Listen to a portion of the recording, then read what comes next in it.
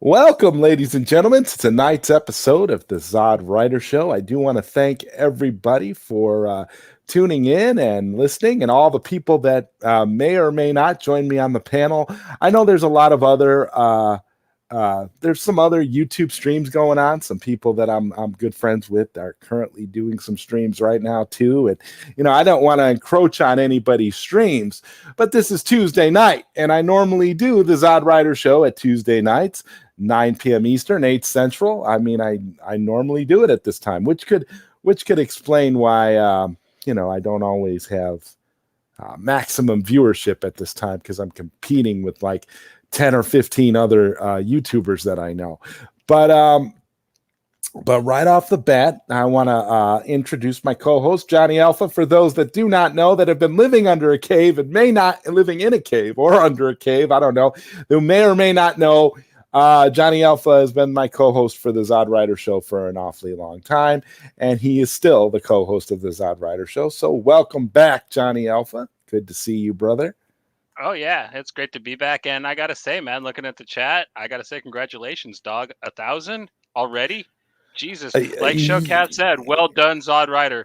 Like, we put him on the oven and he is ready to eat. He's well done. At 1,000. Yeah, I am well. Yeah, I am well done. I crossed the threshold of over 1,000 subscribers today, and so I am very grateful and thankful to everybody that has decided to sub to me and thinks that the content that I put out is worth watching on a regular basis. I really appreciate that. I try to put out good stuff, but my thing is I always feel a certain way, because when I come out here and I do this, I've said this a million times and I've told people this often, that I don't care what anybody thinks. I do this because this is how I feel. I talk about what I think, and whether you agree with me or not, I don't hold it against you. I just tell it like it is, and hopefully you're good with that. So let's check in with the chat here. We got Baby Girl who says, "Congratulations, Zod, on 1,000 subscribers." Thank you, Baby Girl. I appreciate that. And Mega Deuce gets the party started right away with what we were talking about prior to getting on the air. The very second comment, Johnny, references the thing we were just talking about. Talking about you. You're the global phenomenon, 1,000 subscribers. I'm the global phenomenon. Well, listen, I don't know. Warner Media says that the Snyder Cut of Justice League is the global phenomenon. I don't know. Maybe I don't know. Maybe I'm in a similar category in terms of YouTubers, because I don't know. Like I said, I don't know how the hell I went up. Well, so you quickly. have a symbiotic relationship with the Snyderverse, so like, you guys walk hand in hand. So like, he's a global phenomenon. You're a global phenomenon. Just accept it. Take the compliment, my friend. Just take it. I guess I can take the compliment. Thank you, Mega Deuce. And Endless One Up says, "Congrats." Hey, what's up, Endless? Good to see you in the chat. Thank you. Leroy Kong says, "Congrats, Zod." Thank you, Leroy. This is a guy, Leroy Kong is a guy that puts out a lot of really good content too. And RJ, Resonant Justice, I got to say, congrats to you as well, brother. I saw that you crossed the threshold of 1,000 subs, which is really cool. I'm amazed all this stuff that's been happening lately. People, like, I'll say this: nobody is more surprised that I'm over 1,000 subs right now than me, honestly, because I was like for the longest time I was stuck at 422 subscribers, and I thought, it's going to take me forever. But I will say this: there was one man who predicted a couple months ago, said, "Zod, you're going to be at 1,000 subs before the end of the year." And he predicted this. And when at the time that he said it, I didn't know, like, I'm like, oh, okay, well, great. That's awesome. That's wishful thinking. But that was Sil Abdul. Sil Abdul predicted it. He said, "Zod, you will be at 1,000 subs by the end of the year." And he was 100% right. And he must have knew something that I didn't, because I'm sitting here like I woke up this morning and I was dumbfounded. I'm like, oh wow, check that out. I figured it was going to take me at least at least it take me at least until sometime next year, to be honest with you. I actually had told myself that I probably wouldn't get there until like summer of next year. That was my timetable, and I was okay with that. But with that, we got to introduce somebody who's been sitting in the back. Our good friend, the Watchtower himself, Jeffrey Warfield. What's up, Jeffrey? Good to see you, man. Nothing, and congrats, man, on getting 1,000 subscribers. Oh, thank you so much, man. Hey, it's great to have you here tonight. Right now, I'm just going through the chat, seeing what people are saying. Showcast says, "Well done, ZodWriter," and the Bat Channel says, "My brother, Bat Channel, I love you, man." Bat Channel's another one who like literally has been so supportive. Like I've never. Like he's been so supportive. The whole thing. They've been such supportive people over on that channel. I love the Bat Channel. I can't promote them enough. I tell everybody, I'd say, if you're a Batman fan, if you're into anything DC, you got to check out the Bat Channel because they are fantastic. And Showcast says lots has happened since I've been away. And Rhea says, "Woohoo! Congrats, Zod. Well deserved. Can't wait to become a channel member." Pow pow. Well, I'm going to work that out right now. Today I finally set up my Patreon, and I actually did, start the process on monetizing my channel, which I thought was hilarious because it's this whole lengthy process that apparently takes about a month, and you have to wait for them to approve you. You have to sign up for all of this, but everything is in process now, so we'll see what happens with that. I'm going to definitely look into creating memberships and stuff. So thank you, Rhea, for all of your support. Thank you for always being there. You're one of the good ones. All of you are. All of you guys are fantastic. It's like we're sitting here like I've been so lucky to have been graced by so many great people. And I know I said a lot of things I recently was on a live stream not too long ago. Mad Max had did an appreciation stream for Enosh of Poindexter Lounge, and I was on that stream, and I kind of got a little emotional because I was explaining to Enosh how I felt about certain things because I had felt like I'd kind of been cut off from the community. I'd kind of been, a little bit kind of been ostracized because of certain things and because of certain elements within the fandom, and I kind of felt like I wasn't a part of it. And it was one of those things where I was overcome with emotion. And when I see the kind of support that I get on a regular basis, I realize I was completely wrong because the people who support me and the people who I support, we all have each other's backs, and we always will. And that's one of the most beautiful things about this entire endeavor. It's like when you meet people that are truly your friends and truly people that are like-minded and on the same level with you. Like I met Jeffrey Warfield, for example, through the Snyder Cut movement. Like I've known Jeffrey throughout this entire thing. This has been like that's how we met through this. And I consider Jeffrey to be a good friend. And I will always see Jeffrey as a good friend. And that's just an example. There's so many people that like you get to know certain people. And yeah, if it doesn't work out with certain people because of ideologies where you don't buy into things that they're saying, or they don't like you because you're associated with certain people, that's fine because there's plenty of other people that you are going to agree with, that you are going to like, and you are going to care about. And one of those people is somebody that I am a member of the Babylon 5 Council of Ones that usually happens on Fridays. Sometimes it happens on Thursdays. And we just did a stream together over the weekend about Akira, of all animes to talk about. And it's none other than the Ambassador, another true and honest friend. He is a great guy. And Ambassador, I'm so happy to have you here, man. Welcome. What's up?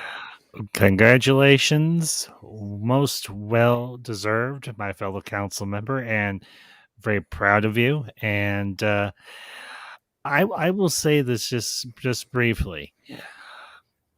I have met a lot of outstanding people within the Snyder Cut movement. Now, granted, I have made my stance known that I'm happy where, as far as the Snyder Cut is, I'm glad that we got it and so on. If it happens to continue, that is all well and good. But that is beside the point this evening.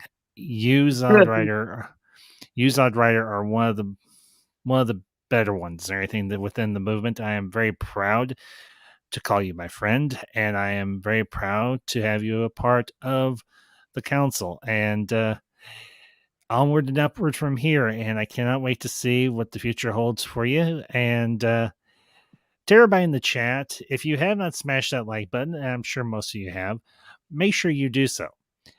And I want to say a shout out to another young woman that I have also met within the Snyder Cut movement, Miss Belle Reeve, who recently became active on YouTube again, and unfortunately has had some shenanigans happen with her channel due in no small part to Google and YouTube. So to everybody in the chat, let's get Belle back up where she was before she decided to go on hiatus. And let's get her back to 1K, and let's actually get her over 1K. I'm gonna say it right now, and I'm gonna echo your sentiments. Belle Reeve is fantastic. Anybody that is a fan of DC or just likes to hear real talk from a woman who knows her stuff and is always on top, you got to subscribe to Belle. Belle is a great person. I've had a number of really great chats with Belle. I love Belle. She's fantastic, and I couldn't have been happier today, to see that she's back on YouTube. It's really crappy what happens when you deactivate your YouTube channel, though, because when you deactivate your YouTube channel, for some reason, they take your subscribers away. And you basically, when you come back, it's almost like you're starting from the bottom again. But essentially, what she was told was that by Google, she actually spoke to somebody. What she was told was that they will, that her subscribers will be back up within over the course of a few days, which is funny, because you know what that means? That means that Google essentially slowly gives you back your subscribers because of their own algorithm. Because you know what happens if you get too many subs in a short period of time, like if you're within like a day or two, and say just within like a day or two, you get like you're flooded with subscribers and you get like 2,000 subscribers, you're basically messing with the YouTube algorithm, and that forces Google to essentially what do they call that? Audit your subscribers, and they go through your subs and they make sure that your subs are legitimate subs. They're not just which I find difficult to believe, because any buddy can create a YouTube account. Anybody can create a Google account.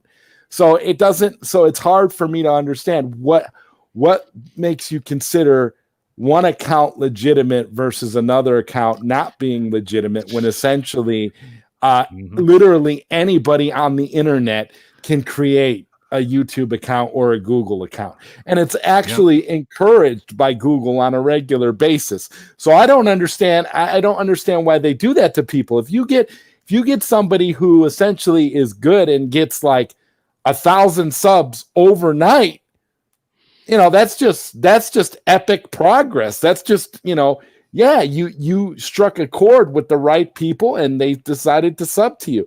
I think the subs should all be in real time. Yeah, but I can understand. I guess I can understand, because Google has so many algorithms. That's what it's all about. Yeah. Well, considering how many subscribers I've lost and gained, I probably should be at 500 or 600 subs by this point. Here I sit at 444. Yeah, well, I gotta welcome another legend to the ZodWriter show, and that is the man with the actual factuals himself, Prime. What's up, man? What's good with you? What's Good good? to see you, man. I love when we start to set up these open panels. It's fantastic. Showcast says ZodWriter in the 1K club. Thank you, Showcast. Lucas Ironsize says congrats on 1K. And Bat Channel shouting out Rhea and Lucas. And the ambassador says congrats on. Thank you, ambassador. And Rhea says smash that like button and is saying sup to the Bat Channel and the ambassador. Hey, Bat Channel. Let's see here. What's up, console fanboy? Zohar, what's up, my good friend? This is a guy that I've become like really, really, really good friends with. Like, you guys just don't know. He is like one of the greatest people. He's one of those people that like I consider to be salt of the earth. He's awesome. Sean Franklin says, hi, Zod, congratulations. And Console Fanboy says, congrats, bro. I'm typing in my car driving home. When you get there, call in, butthead. I want to call in when you get if you get the chance, Zohar. It's always great to talk to you and to see you. And Showcast says, well, in my case, if I say something about a faker, his zealots who happen to come on here will try to block my opinion. Okay. And Console Fanboy says, but I'm in my car listening. Okay, that's cool. And Showcast says Zohar, right? I'm just trying to get through all the comments here. Nerf the Gurf says 1001, brother. Oh, thank you. Yeah, I'm actually over 1,000 now, which is true. It's cool. And Rhea says Sil sent you the good vibes. He did, Rhea. And like I said earlier, he pretty much predicted that I would be at 1,000 subs earlier this year. And he said it. He said, yeah, by the end of the year you'll be at 1,000. He was adamant about it, and it was just like, yeah. I was like, I couldn't argue with him. I mean, the way he said it, I knew he was telling the truth. Like he knew something that I didn't know. And Console Fanboy wants to know, weren't you and Sonia going to do some cookie dough by the time 1,000 subs? Well, what we were going to do for 1,000 subs was Sonia was going to come out here and was going to literally choke me out on camera. Now, I don't know if I don't know if that's going to happen because of the fact that Sonia has decided to move on from YouTube. So I don't know if she's going to come back to YouTube just to choke me out. I don't know. That's something that I'm going to have to talk to her about. She's kind of doing her own thing right now. So I don't really know, Console Fanboy, if that's going to happen or not. But if it is going to happen, you guys will be the first to know, because I know all of you are curious about that. And if that happens, the cookie dough scenario is at 2,000 subscribers, but I'm pretty sure the choke out thing is still very possible. But it just depends on whether or not, Sonia comes back to YouTube. I don't know. The Bat Channel says, what's up, Sean Franklin? And Showcase says, where is Sonia? Today is Tuesday night. She is roller skating. Yep. And Rhea says, Jeffrey. Yes, everybody give love to Jeffrey, because Jeffrey, the Watchtower, is a legend as well. And we got D in the chat. What's up, D? Congrats, bro. And Bat Channel says, wish I could join you tonight, brother. Wife and I are just starting dinner and having a date night. Hopefully, if you're still on a little later, I can join and celebrate. Thank you, Bat Channel. Dude, do what you do. Date night is more important than my live stream. I can tell you that right now. I mean, dude, if there's anything that I can tell you, honestly, any advice I could give you, just the fact that you're listening and the fact that you guys are all here, gets me all choked up. Because like I told you guys, I was feeling a bit hurt and a bit left out. You could say, and I'll say it for the first time, the other day at Enosh's appreciation stream, ZodWriter was a little butthurt. I'm going to be honest. I was a little bit hurt because there are a lot of things that were said that really bothered me. And there were some things that, I had to get off my chest. And I honestly felt horribly about that stream because it was an emotional side to me. And I usually don't get emotional when it comes to that kind of stuff. But it was, I don't know, I was irritated. Something had tripped me that night. I can't even really explain it. The Bat Channel says, "Oh, so happy for you, man. I'm just happy you guys are all here." And there's Belle Reeve bringing the fire. What's up?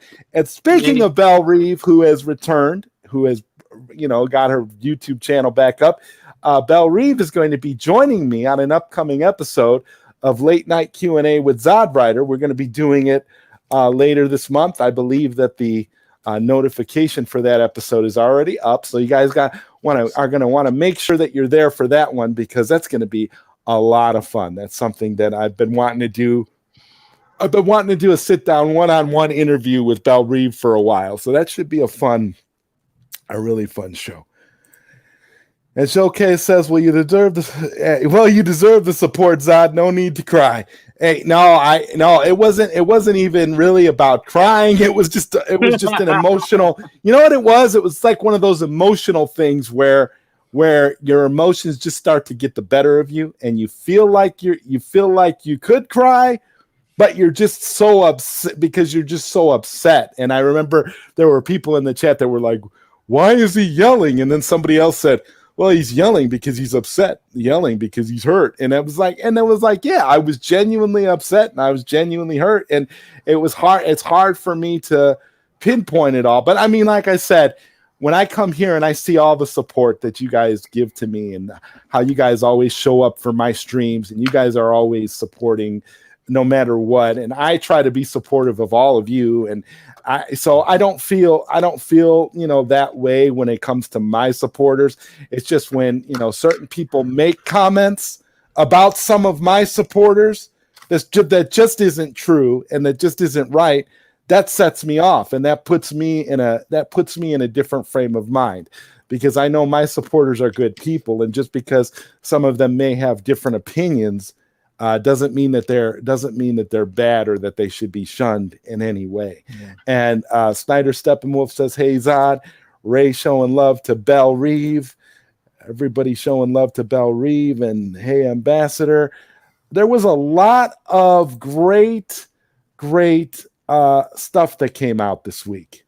So I want to start with you, Prime, the actual factuals, my brother, talking about the fact that a Warner Media executive actually came out of the woodwork and uttered the words, "Zack Snyder's Justice League, the global phenomenon that is Zack Snyder's Justice League." Tell me about that, Prime. What does that mean from a business perspective when a company that has been going out of their way to make it hard for those of us that are fans and those of us that want the Snyderverse to continue? What does it mean, man? I mean, you're the boardroom guy. You've been in these meetings. What's up, Prime? No, I mean, it's real good, but it's not shocking, because you got to remember, like I said, you have different departments and different divisions in in that company. Now, since they're opening it up in Europe, that's the Europe division. You got to remember, even though Warner Media and Warner Brothers is primarily the main establishment in the United States, I can't pronounce her name, but she's president of Warner Media. So with her being president of Warner Media, and now she's been assigned to, Europe, she's going to praise it, because that's her division. Yep. They ain't got no say so of what goes on over there. She just runs everything that's over there in the country. Warner Brothers just distributes all the movies. I mean, the Warner Brothers that's actually in California, that's the one that distributes and co-signs and makes all the rules and stuff like that. They ain't got no say so that goes in another country. They just using the name. So I mean, it's not shocking to me. It's going to be internal tug of war. I mean, I've been saying that for years, is internal tug of war. So I mean, I'm not shocked, but at the same time, I'm happy for it, because that's the way that it should have been, and the way that it was marketed and the way they did it. That's the way it's supposed to be done. That's the way it's supposed to be done. But they refuse to do it here in the States. They refuse to do it.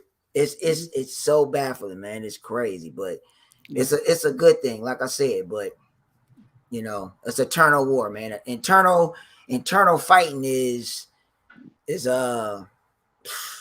hilarious because you get to see, you know, both. You get to understand on how the personal agenda and the egos, you actually see it in the main department. You really see it of what they're trying to do and what they're releasing.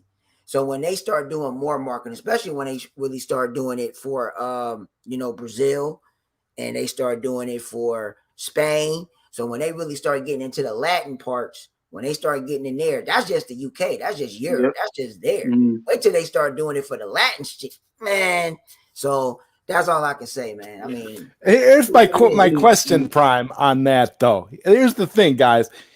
Once that's admitted, regardless of what part of the world, that's a Warner Media president, right? Yep. Of that area. So once a Warner Media president, of basically a Warner Brothers capo, comes out and says something like that, it's a wrap. They've basically just admitted, regardless of who utters it, that yeah, it was a rousing success. It doesn't get any better. You're basic now. You can't hide from it. And I have a theory about this, and I want you to correct me, Prime, if I'm wrong. But my theory is that the reason why she was able to come out and utter the words that she uttered is because the man at the top of this merger, Zaslav, is a big supporter of the Snyderverse. And they know, Warner Media knows, that when he comes and he does what he does, things are going to change and the Snyderverse is going to get restored. So they're just getting ahead of it, getting on board, and they let this president, this Warner Media president from a different division, come out and say it's a global phenomenon. Yep. I mean, the fantastic thing is that once all the puzzles are put in place, once all the pieces and once they really start doing all the marketing, you got to remember, we're at the end of 21. Just wait till they start promoting it for 22, like I said, with the Latin. Yep. They're not even done yet. You still got to get China. That's if China decides that they want to do it. You still got to wait for Japan. You just got to wait for all the other entities and stuff to come in place. You know, so I mean, you will see the numbers don't lie. You know, and then once you start seeing all the praise from all over the place, all over the world, but the United States is like the core of where everything is at, and they're not doing anything. You are that just puts it for the people that really pay attention, and the people that care. You know, they'll actually understand it and they will know. But for the ones that's just the general audience, they're not gonna care. They just seeing it, and that's good marketing the way they doing it. I mean that video. Just that video and how they did it, that was fantastic. Yep. I was blown away. I was like, that's the way you market. That's what you do. That's how you do it. So I mean, hey, only time will tell, man. You're gonna see a lot of changes. Like I said, internal wars are funny. But yeah, when you have internal wars, man, it's funny, but it can go on for a long time. But hey, it is what it is. But yeah, like Prime, I really do agree with you in the kind of like broader area of things. Like to me, I've been very open with saying that the business aspect to me is like needless details. Like I personally see the whole business aspect as kind of like just kind of like the clothing of it.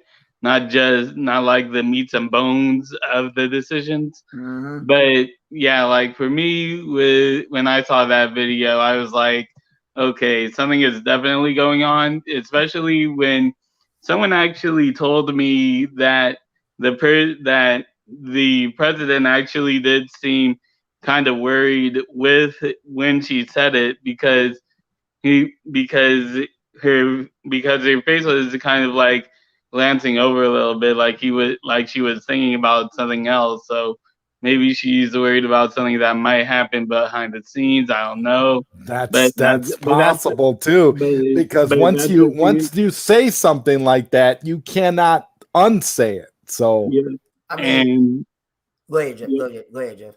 And really, like, yeah, that's really the thing right now, because now with that out, let's hypothetically go through the situation right now, because I know WB is watching this, and because they're obviously watching us. So here's what's going to happen. If it, if she is let go because of some political business type saying, like, oh, because they had some kind of differences or something like that, like that will immediately be caught on to us, like saying, oh, so she was fired because she acknowledged that Zack Snyder's Justice League was a global phenomenon. So that right there is already, so if that happens, WB already again, or not already, they again mess up, but in a bigger manner, because because that means that they publicly let go of a executive for saying that Zack Snyder's Justice League was a huge success. And so now what they have to do is either they can keep quiet, which you cannot 4.5 years of of it going for the Snyder Cut, but then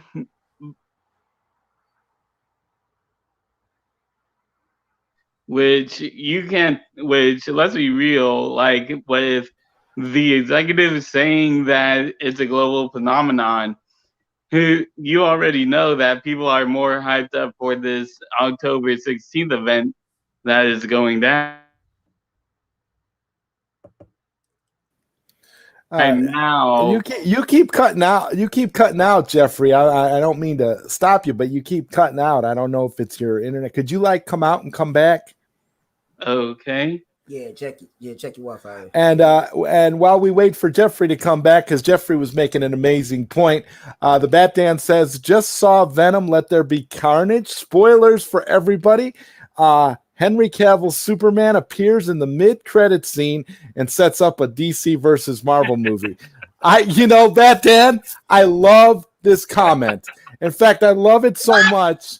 I'm going to go ahead and make this comment the comment of the night, because at this point, Batman, I know that you're joking, but you say it in this comment with such earnest and such conviction. I'm inclined to believe you, because I have not seen the Venom let there be carnage. So I'm going to go ahead and highlight this, because I think I'm going to also echo the sentiments of a good friend of mine, Integrity 101. And I'm going to say that the Marvel versus DC movie is inevitable. I think we're definitely going to get that. So there you go. There's your pinned message of the night, guys. Batman, let me just reread it just one more time, in case y'all don't know. Just saw Venom, let there be carnage. Henry Cavill's Superman appears in the mid-credit scene and sets up a DC versus Marvel movie. Now, the one question I have for you, Batman, is Cavill wearing the black suit or the traditional blue and red? Can you answer that question for us? It'll be the traditional suit. It ain't gonna be the black suit. If it's a Marvel versus DC movie, it's going to be past the dark side invasion. Yeah, it's gonna pass. My only thing is that, and you know what, and Bad Dan is telling the truth, because he did go see it last night. So I have to give Batman credit because he really didn't care about spoiling the movie for all of us. I didn't care because it's not on my radar to really see it. So honestly, I'm fine with Batman spoiling it. Have you seen it yet, Johnny? Oh, he said No, he's wearing a I ain't going to the theaters to see nothing, man. If it ain't streaming, I ain't watching it. Well, okay, there we go. I can tell you right now, it's not that. It's actually something a little bit more wild, but more grounded and reasonable. Let's just say this: Venom teleports somewhere. That's all I'm gonna say. Venom actually does teleport somewhere. Well, I'm gonna go out on a limb here and guess that Venom somehow magically teleports into the MCU, into Tom Holland's Spider-Man. Yeah. Well, that's what I figured because that actually would make sense considering what they're setting up. But I do like the way Batman is thinking because, like I said, DC versus Marvel, the film, it's inevitable. It's going to happen one of these days. And Console Fanboy says, at this rate, I think the 2,000 sub cookie dough thing will happen by the end of this week. I don't know. I don't know, Console Fanboy. If I'm at 2,000 subscribers by the end of the week, even I'm going to start questioning my sanity because I'm going to want to know how that's even possible. And Johnny, Marcus Cox says, Johnny, you watched Kill la Kill, right? Who do you prefer? You see those names, Johnny? Who do you prefer from Kill la Kill? I like Ryuko, the white suit, does it for me. Sorry, bro. So Johnny, I have a question for you. Have you seen this new anime called Tokyo Revengers? No, I haven't checked that one out. I'll definitely look into it. You need to, like, cause the first half is really kind of shaky, but that second half, man, it is wild. It is wild. I'll tell you that. That just sounds like a super cool name for an anime, though. The Revengers. Yeah. Tokyo Revengers. I mean, you got me sold right now, Jeffrey. Just on the name alone, I'm like, dude, I'm looking that up, and I'm gonna watch it immediately following this show. I'm gonna sit down and watch as many episodes. After that Witcher show, man, like Jeffrey's gonna get me with all of his recommendations. Jeffrey's spot on with all of his recommendations. I mean, the man knows good content for real, and so that's why I'm like, okay, yeah, we're definitely gonna have to check that out. Because this is just the basic premise of the show. The main protagonist is basically a typical shonen character where he's kind of weak, but the twist comes adds to this. It has time travel and the middle school gang fights. Oh wow, classic anime. A showcast says, well, the fact hardly anyone reacted to that new Peacemaker trailer shows that DC and WB got no choice but to release the Ayer cut. Hello. Wait, what Peacemaker trailer? The Peacemaker really, what Peacemaker it's all over the place. I'm surprised you ain't see it, but it's pure garbage. I didn't even watch it. I was like, forget this. I didn't see it anywhere. Like, I'm just gonna say this: people that like it. What's up, bad Dan? It's gonna be people that dislike it. It's gonna be people they're gonna dislike it. It's gonna be people that's gonna like it, and it's gonna be people that's going to love it. All right. Just from that trailer, I'm not interested in it, but I am a DC fan. So I will go ahead and look at it and see what they're trying to do. They're trying to use the formula. It's just a continuation of the Suicide Squad. That's all it is. You can even tell by the tone, just the way that it is. Okay. Yeah, I'm probably not going to watch it then. They're cracking a lot of jokes. I'm out. There's no way. I'm not even going to. I'm one of those people who I'm not going to talk about it. I'm not going to dump on it, but I'm not going to watch it either. So it's okay. It's cool. I'm cool with that. Johnny, are you excited? Are you excited for the Suicide Squad trailer? Or Peacemaker? not particularly. I didn't know the trailer was out either, but I Yeah. didn't like the character. Like, even though I did like the film, like, I didn't care. I think they should have left him dead. And if they're gonna Yes, make a show about dead. anybody, like, get Idris Elba, pay him whatever you need to, and make a damn show about an interesting character from that. Wait, where did he get shot at? Did he get shot at the head or something? No, he got shot in the abdomen. He got shot in the abdomen when he had the rat girl cornered and Bloodsport came down. He came up and then they did a shot duel and then he just shot him and then he killed him apparently.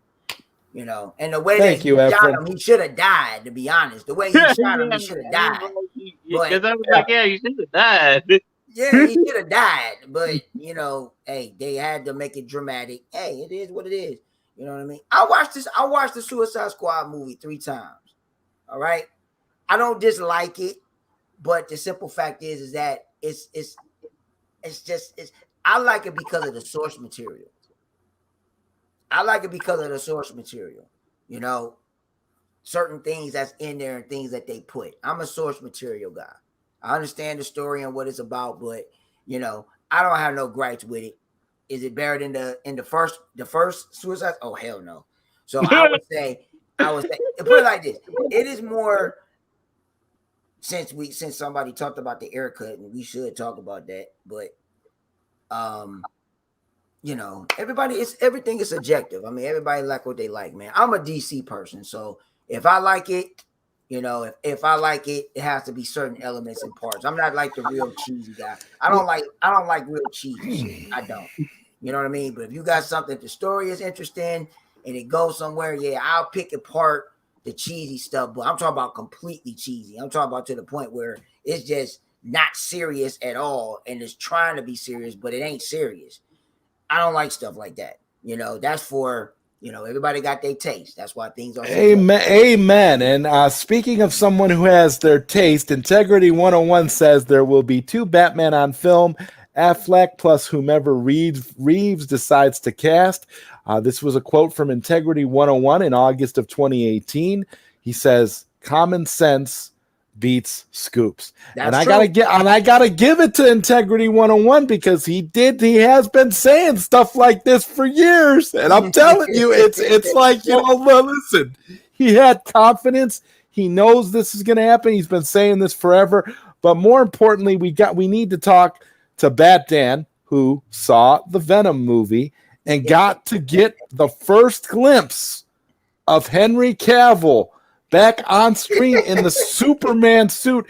This is all about you, Bat Dan. This is all about you, Bat Dan, right now. We need to find out here from you. We need for you to give us your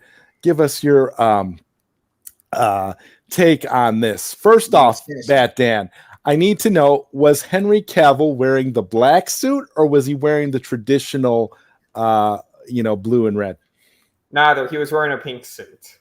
Wow! And this is to set up the movie. Doing it. I got it. That's awesome. Yeah. Okay. I get it. Yeah. That makes sense. That makes sense. So give us your impressions, Dan. Because I really feel bad, sometimes with you because you get on here and a lot of times you get drowned out by all the voices. So I really want to give you an opportunity to give us your take on this new Venom movie. Tell us a little bit about it because I haven't seen the film myself. So I think, in my opinion, it really needed like a 2-hour runtime. I think the hour and a half, a lot of it felt kind of rushed. There were a lot of great elements in the movie, like that final fight with Carnage and Venom was in the cathedral, which I'm just going to say that was in the trailer. So I'm assuming you know that much. That was a great fight. I love that fight.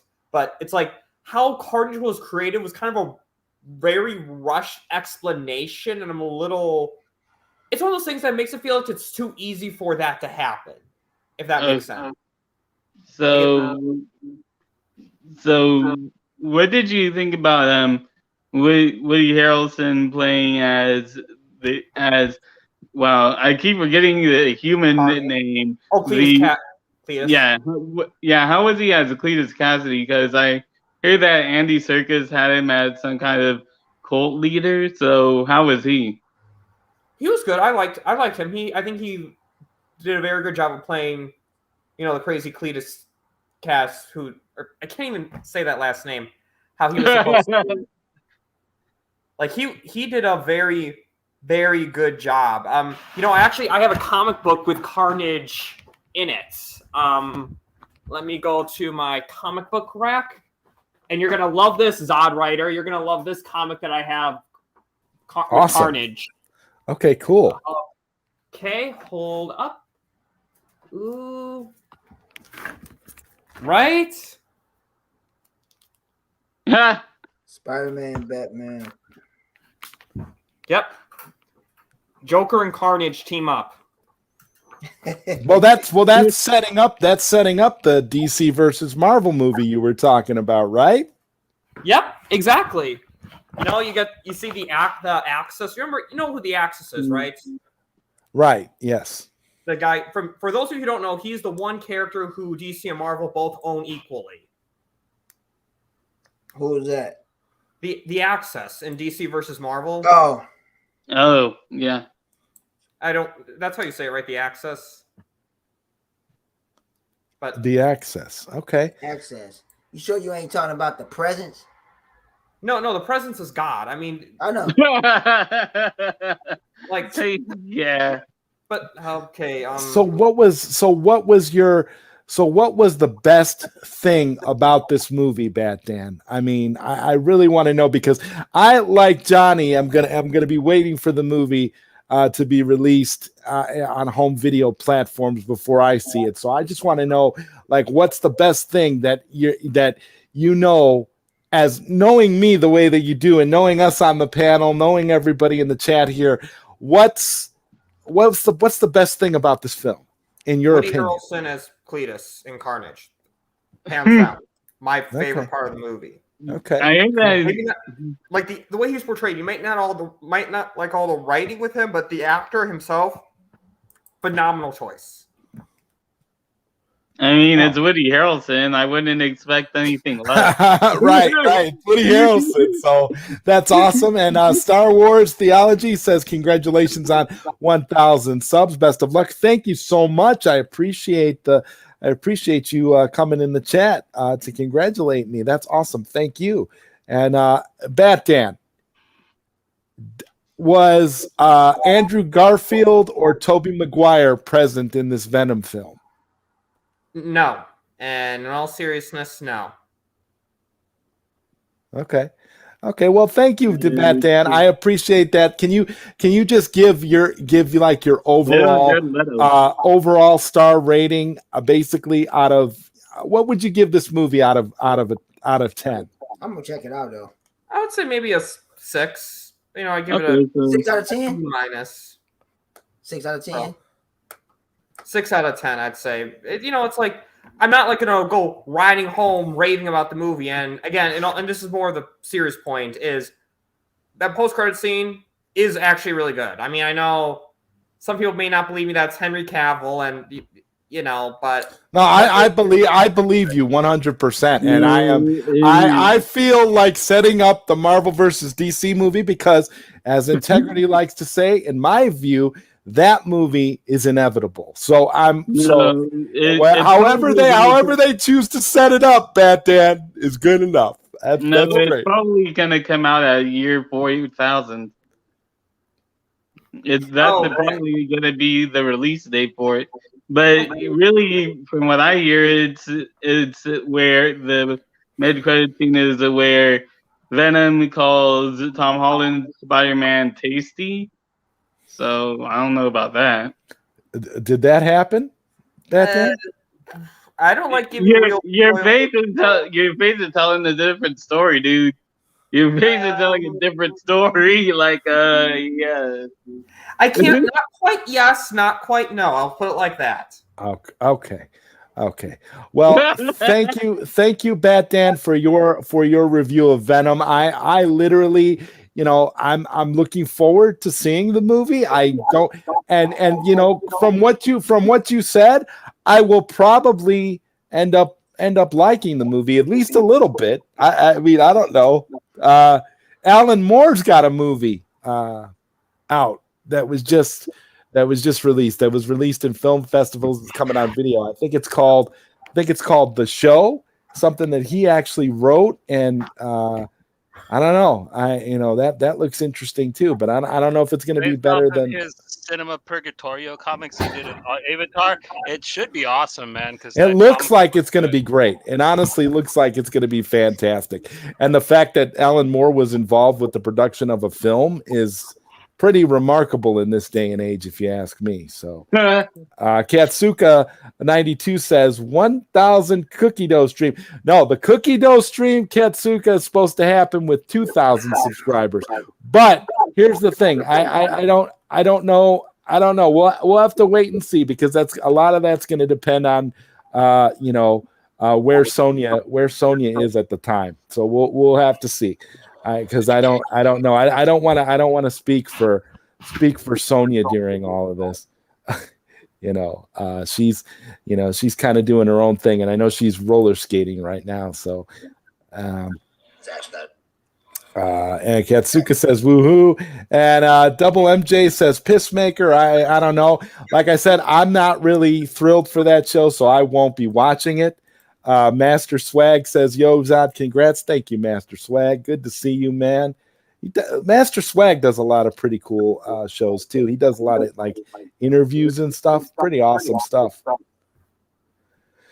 right, so the big question on everybody's mind is, what about this Babylon 5 reboot? What do you guys think?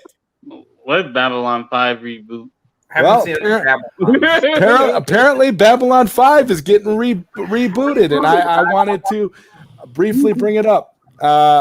Me and Ambassador, we talk about Babylon 5 a lot, being part of the console, and we do a Babylon 5 podcast. So I just wanted to get your thoughts. A lot of you didn't even know that this was happening, huh? I'm like I said, I don't really know the Babylon series or at all. This is actually the first time I've ever heard of the Babylon. Yeah, well, it's on Babylon 5. The original Babylon 5 is on HBO Max. Jeffrey, I highly recommend you check it out, my brother. Yeah, I think you'll like it. Snyder Cut for the millionth time. Go watch Babylon 5. You will have a good time. Trust me. Yeah, guaranteed. Johnny, what do you think? Did you hear anything about this Babylon 5 reboot? Apparently, it's going to be on the CW. That's a bad omen already. That's a bad omen already. No, it isn't. How's that a bad omen? Hear about the Powerpuff Girls live action? Yeah, we're talking. Is that going to be on? Is that going to be on the CW too? Powerpuff Girls live action. Yes. Wow! All they gotta do now is do a CW live action reboot of Gem and the Holograms, and I'll be good to go. I'm like, are you kidding me? Oh, I know, a CW reboot of Zack Snyder's Justice League. Oh my goodness! That would be. CW is gonna get canceled for that. CW should have been canceled a long time ago. Like, I was gonna just try to finish the last little bit of Supergirl just because it was the last season, and oh my god, I had to turn it off at a certain point. Like, thank you, Noel. Thank you, Belle Reeve. You are great as well. You are just like so great. I mean, all of your streams. So thank you so much for being here. I was wondering what happened to Belle's channel, man. She had went ghost. She is such a fantastic content creator, and you know what? I'm going to say it right now. She's one of my all-time favorite YouTubers. I have her in my featured channel list along with several of you, and she's just like amazing. Like all the stuff that she does, like she's so 100% on all of her topics, and she's definitely pure DC and gives it to you straight about how she feels about all these films and stuff. So yeah, excellent. Oh, thank you, Neil. What's up, man? Good to see you. And Double MJ says, so let me get this straight. WB neglected to give Zack Snyder DC projects, despite all the DCEU movies making, despite all of his DCEU movies making a lot of money, but they gave that creep James Gunn DC projects when his Suicide Squad lost them millions. Yeah, it doesn't really make a lot of sense logically. I will say that, but hey. I will say this. Apparently, the James Gunn actually confirmed that on Instagram that he has another DC project that he's working on, but it won't be announced at DC Fandom. So really, like, my theory is that if it is what I think it is a huge mistake. And what that is Justice League 2, the James Gunn edition. No, they wouldn't do that. But I'll say this again. I'll say this. That won't come into fruition. That's not coming into fruition. All right. Because for the simple fact, we have to wait till the first quarter of next year. Yep. You have to wait to see where all the pillars land, where they're going to fall in place, which pillars are going to get knocked down, where the new pillars are going to fall in place. That is the main key. Now, if all of the pillars that are in place right now and they're still in place, yes, the James Gunn is a huge possibility that may happen. But it wouldn't be a Justice League 2. It would be a. It probably would. It probably would. Because yeah. You gotta remember, their Justice League is the Whedon one. So if they decide to make another Justice League, it'll be Justice League 2 from the Whedon cut. But the actors wouldn't agree to do it. Like, you wouldn't get Ben Affleck. You wouldn't. But that's what I'm saying. That it goes back to all that I'm saying. That you have to remember, this is a very, very big project, and people have to look at the business side of this. This is what I'm saying. I'm not getting my hopes up for the Snyderverse to get restored. The merger has to happen first. You got to see where these pillars is going to go. If Toby Emmerich gets extinguished, if he is gone, we will get the Snyderverse. If Toby Emmerich is still in charge of movies and advertisement and movie distribution, it is not going to happen. Toby Emmerich has to go. Period. Yeah, that's what I've been saying. Toby is the problem. People have to understand. Toby? Yeah. People have to understand is that okay. But that's every single executive has a position on the board. Right. Okay? Toby Emmerich is in charge of movies, home entertainment, and distribution. As long as he's on that and he's head of that, we're not getting no Snyderverse. It's not happening. So all I'm saying is that Ann Sarnoff is a CEO. She's a puppet. She's not going to tell Emmerich what to do. She's not going to tell Hamada what to do. She's not. She has other problems that she got to worry about. She got to worry about how Warner Media is going to stay afloat as a CEO. Okay? She's going to let everybody else do their job and do what they got to do. So Ann Sarnoff, she's a CEO. She ain't doing shit. She not. No, she hasn't done anything. She ain't doing shit. At all, period. She's a waste. If y'all want me to say it in a more logical term, okay. Toby Emmerich was in charge of New Line Cinema. When Warner Media was established, Sarnoff appointed Toby Emmerich to be in charge of Warner Media and HBO Max. Okay? That's who she put in charge. Right. He is in charge of all things movies. For example, whatever movies that get greenlit, it got to go through Emmerich. Right. Any movies that got to get greenlit has to go through Emmerich. When it come down to properties, DC Films, that's Walter Hamada. He can do the scripts. He can get all the characters that he want, but that shit got to go through Emmerich. Right. So let's just say hypothetically, let's just say Hamada wanted to do It's not just to say he wanted to do the Snyderverse. Let's say hypothetically. We don't know. Maybe he did. His boss don't want it. So he gotta appeal and go by what his boss say. His boss is Emery. He ain't got no say so on shit. All the matter is that once the movie is green lit, he supervises it, he can write it, he can do whatever.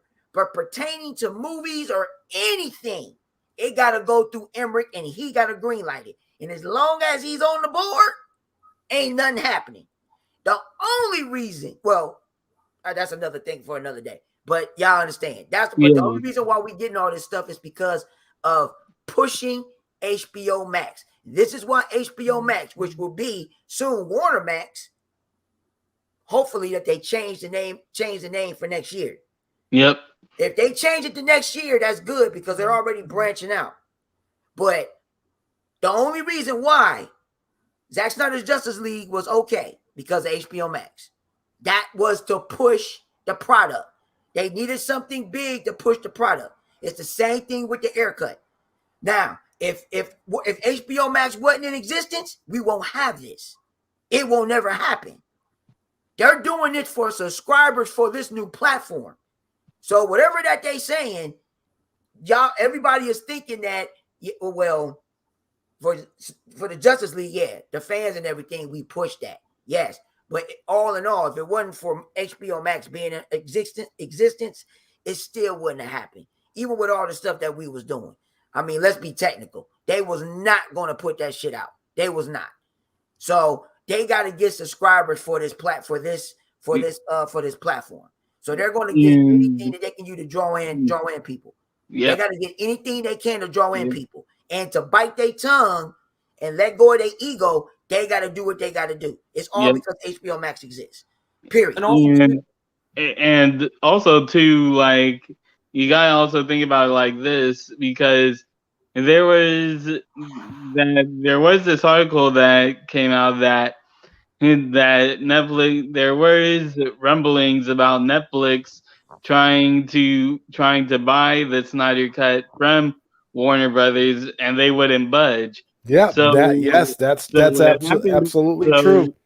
So then what happened was, Netflix said, okay, you're not going to give us the Snyder Cut of Justice League, then we can take Army of the Dead, which was on the shelf since, I think, 2003, I want to say. Yeah, because Zack started writing it at first. WB wasn't going to put the money towards it because they felt it was a waste.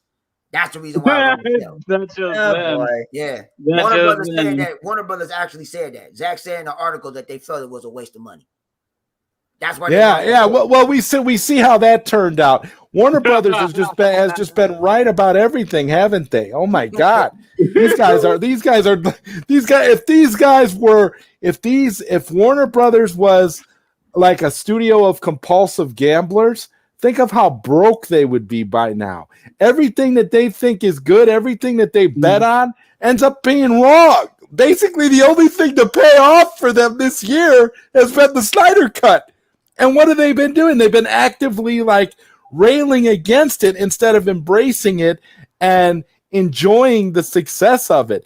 I don't care if you agree with with the Snyder Cut or not, or you like Zack Snyder or you don't. But the fact is, as executives, they should be all about Zack Snyder's Justice League, because Zack Snyder's Justice League turns stuff green. That's the bottom line. From a business perspective, you would think it was just like, I'm gonna use an example. It was just like with TNT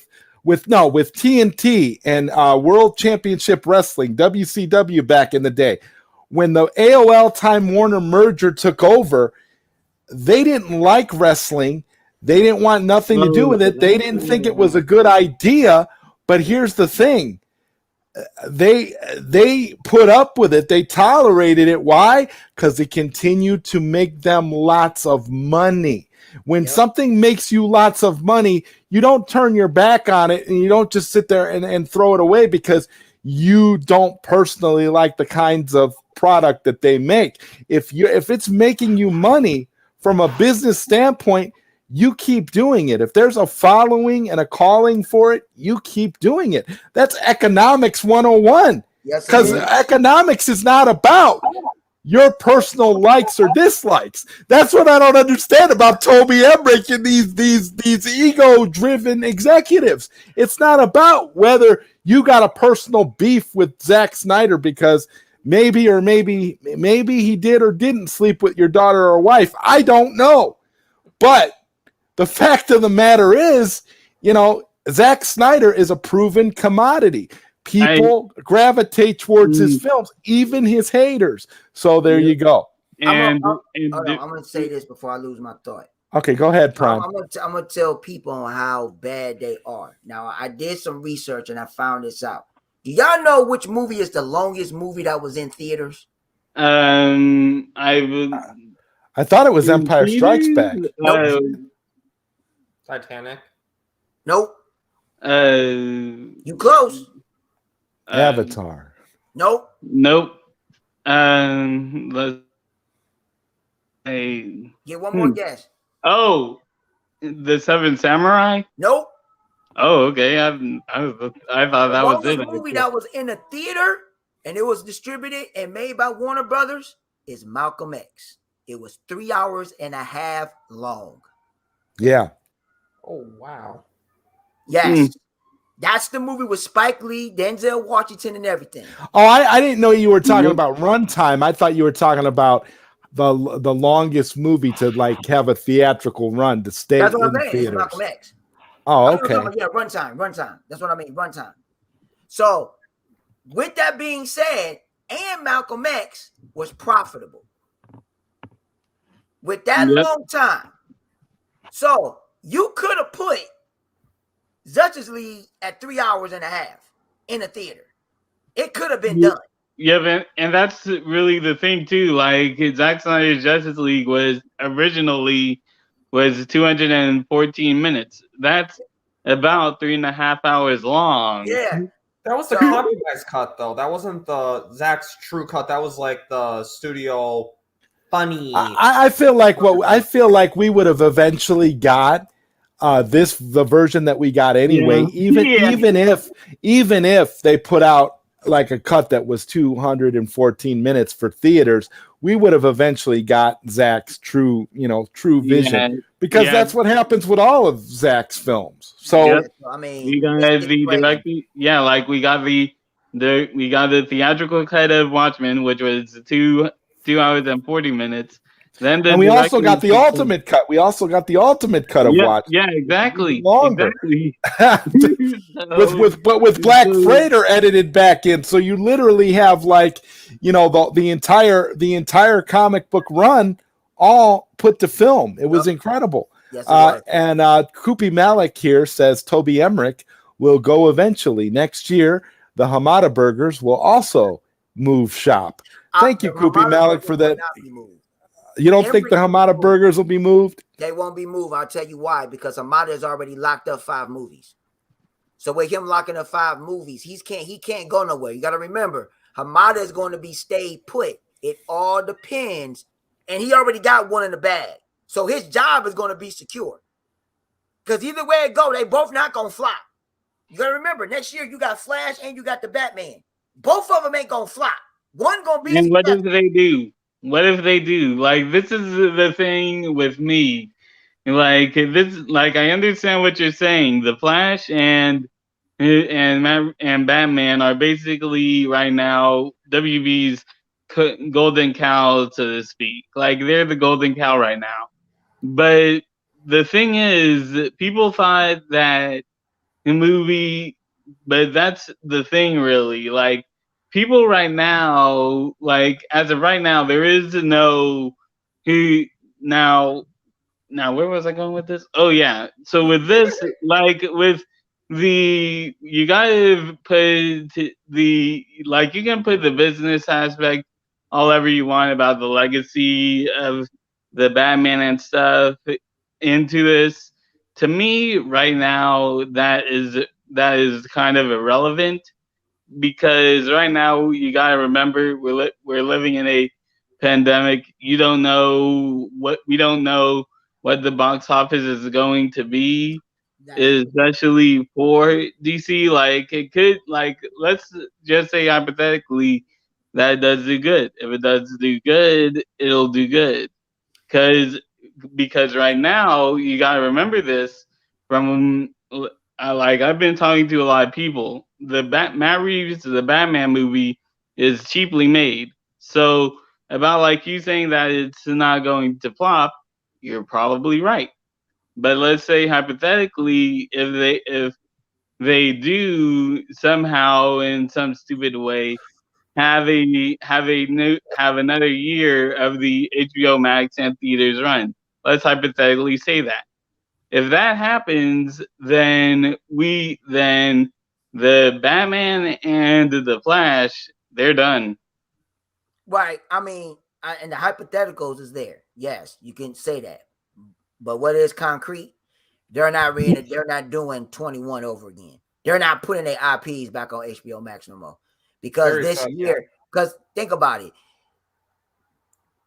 they fucked this up. Now let's just say hypothetical. Let's look at it like this. Let's look at it like this, ladies and gentlemen. Okay. The platform is spreading out now. So it's going overseas. Okay. Where they fucked up on was that HBO Max was only in the United States. So of course you're not gonna get a whole bunch of subscribers all like that. We are Americans. We fickle as fuck. So my thing is that you just can't go off domestic. You cannot. You will see where your numbers is going to be at once you see people from Europe sign up. Exactly. Brazil, Latin, all of them. You're going to see where most of your subscriptions is going to be, and where it's going to be. Where you're going to give most of your watchers, your viewers. You can't depend on the United States. You want to know why? We got too much shit. We got so many options. It's like it's ridiculous. So I mean, everybody over there, they don't have options like that. They just so happy to at least get it so they can watch what's actually on the platform. So it's going to probably be way more people signing up overseas than it is in the United States. I mean, think about it.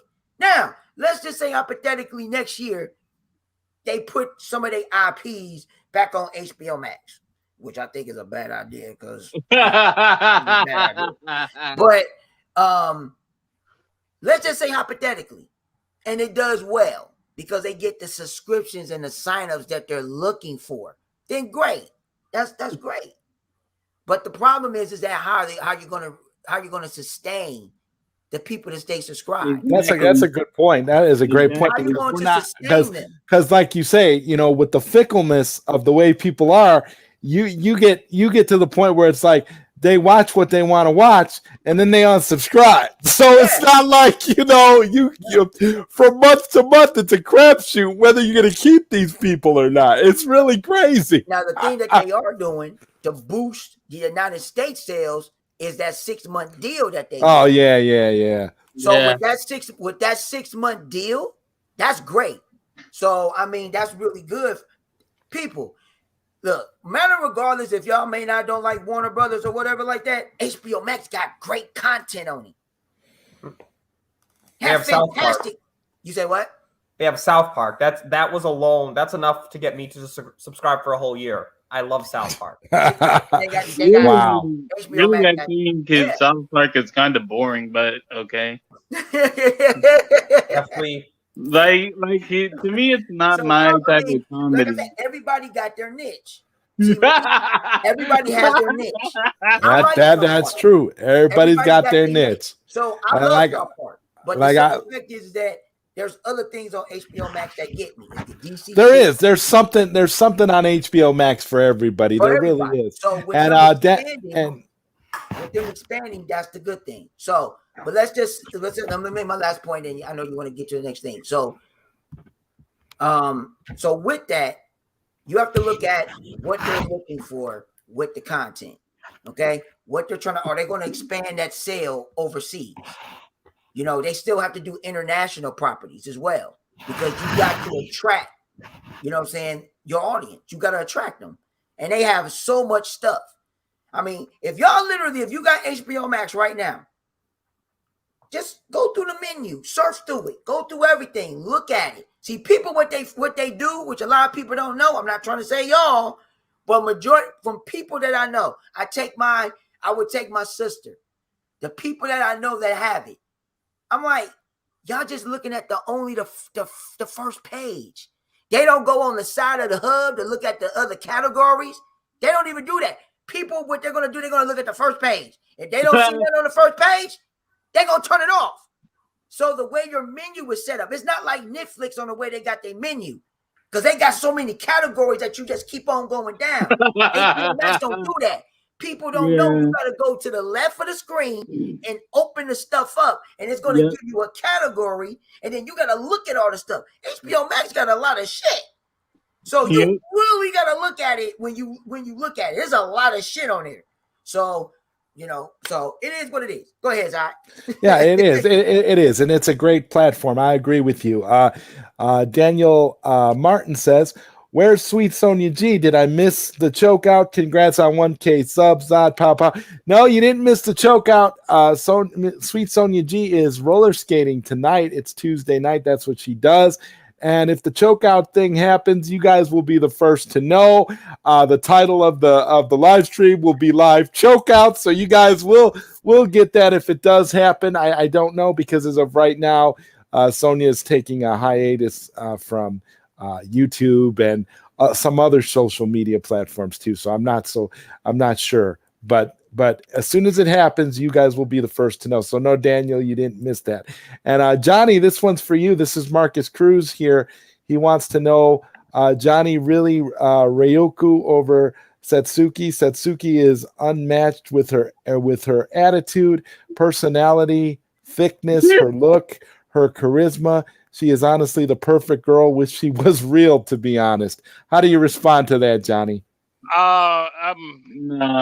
They're school kids, man. Like, Marcus, it's once again back to kind of your court.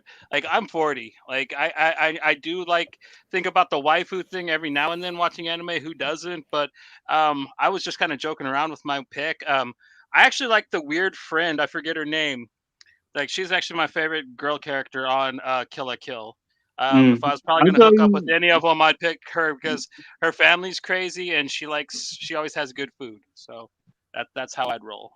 really for me, best girl to me is Chiaki from the Danganronpa series. Okay. You guys don't know that? Well, basically what it is, here's another recommendation for you. Basically, the Danganronpa series is basically a visual novel and a series based franchise that kind of has like I guess you can call it cult following in Japan, and it's only recently been given to America. So Americans are now starting to understand how big Danganronpa is, and I'll just tell you this: the story is really dark. Don't judge it. Like, you know the saying, "Don't judge a book by its cover." Yeah. This is that franchise is literally that saying in a nutshell. Like, don't think, like, if you look at the Danganronpa cover, just from the cover alone, like, you'll think it's like, oh, something cute and fun. But then they really do talk about some mature stuff. They really do talk about some mature stuff in their games and movie and shows that connect. Like, I would highly recommend you guys checking out the Danganronpa franchise. Okay. Sounds cool. Well, I hope, Marcus Cruz, that answers your question for Johnny. And Daniel Martin says Toby's definitely got to go out of here. And Integrity 101 is putting it out there, $100. Zack Snyder's Justice League Justice match League it. 2 I put happened. $100 on top of his. It's $200 now on that bet, dude.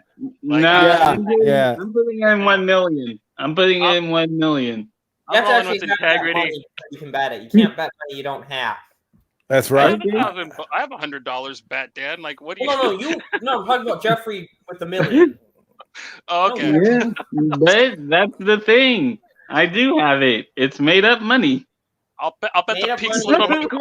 Various style, man. Quarter mile at a time if I have to, man, just to get that damn Justice. Yeah, I would say it's a pretty safe bet. That would actually be the thing for all of us Snyder Snyder people to do, to like put $100, go to in Vegas and bet $100 that Zack Snyder's Justice League 2 is going to happen.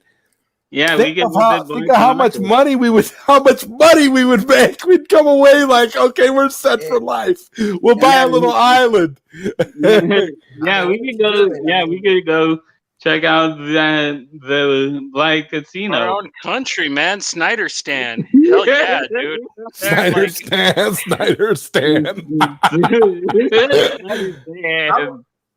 I would say this. Even if the Justice League 2 does come into fruition, like I said, we had to get through the first phase first. That first phase is huge. If it happens, great. But they got their own agenda. They got their own regime of what they're trying to do. So one piece has to go. And until that piece is gone, you know what I mean? And then after that, so let's say, that's the point I was going to say because I forgot. Let's say Emmerich is gone. They get him out of there, okay? You still got to get everybody back together. That's not no small cast. The money is not the problem, because they're going to spend. Zaslav already said they're going to spend $3 billion. They're going to make sure that they get enough money to spend on the property, on the IPs. He already said that. So the problem would be, and I've been saying this for over a year and a half. It all comes down to cooperation and terms, and if they're not busy. Y'all fail to realize Zach is busy on his army universe. Army franchise. Yeah, the Army franchise. He directed Army of the Dead. He's producing and he's working on Rebel Moon. And he's working on Rebel Moon. So you don't know how long that's going to take. Prime is I didn't say exactly a time frame. I have, and me and Zada talked about this a few times. I have the opinion that WB is going to come around and give him the keys to the kingdom. It's just going to be a bit too late. It's going to be when the actors are older, but I guarantee you that eventually, due to nostalgia and demand, like, they will eventually make the film. I have no doubt. You know, and you know how they could explain I was thinking about an in-universe way that they could explain so much time passing between Justice League, and just say if Justice League 2 doesn't happen for another like 10 years or so, they could explain it away as being something that, you know, it took Darkseid that long for his forces to invade Earth. You know, like, wait, Don, you want to know what? You know what? Let me explain that further. That actually makes sense, because you're talking about Darkseid, who's invaded probably, let's just say, he has destroyed hundreds of thousands of planets. Yeah, like that's basically more forces than anyone can imagine. So of course that would take a really long time when you think about it. Like, so that's a good thing though, because he got to use the old ways. He got to travel the old way. It's going to take them time. It's not like it's not like they can just boom tube to Earth. They can't.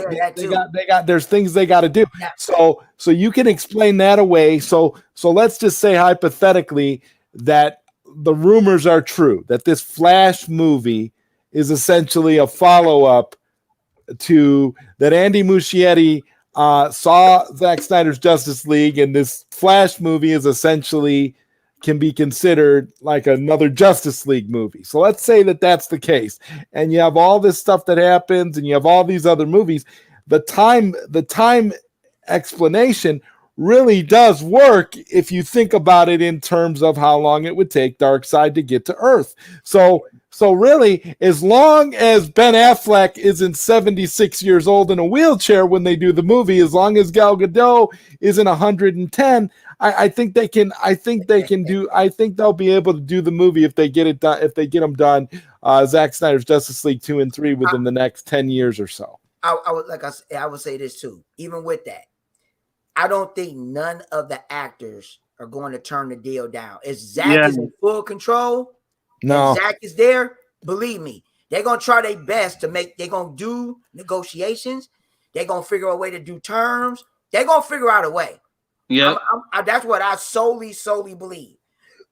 Excuse me, because everybody loves Zack. Don't nobody have a problem with him. They want him to do it. That's the only key. If they give Zack the key, like, do what you got to do. We're giving you the money. Do what you do. Get everybody back, and that's it.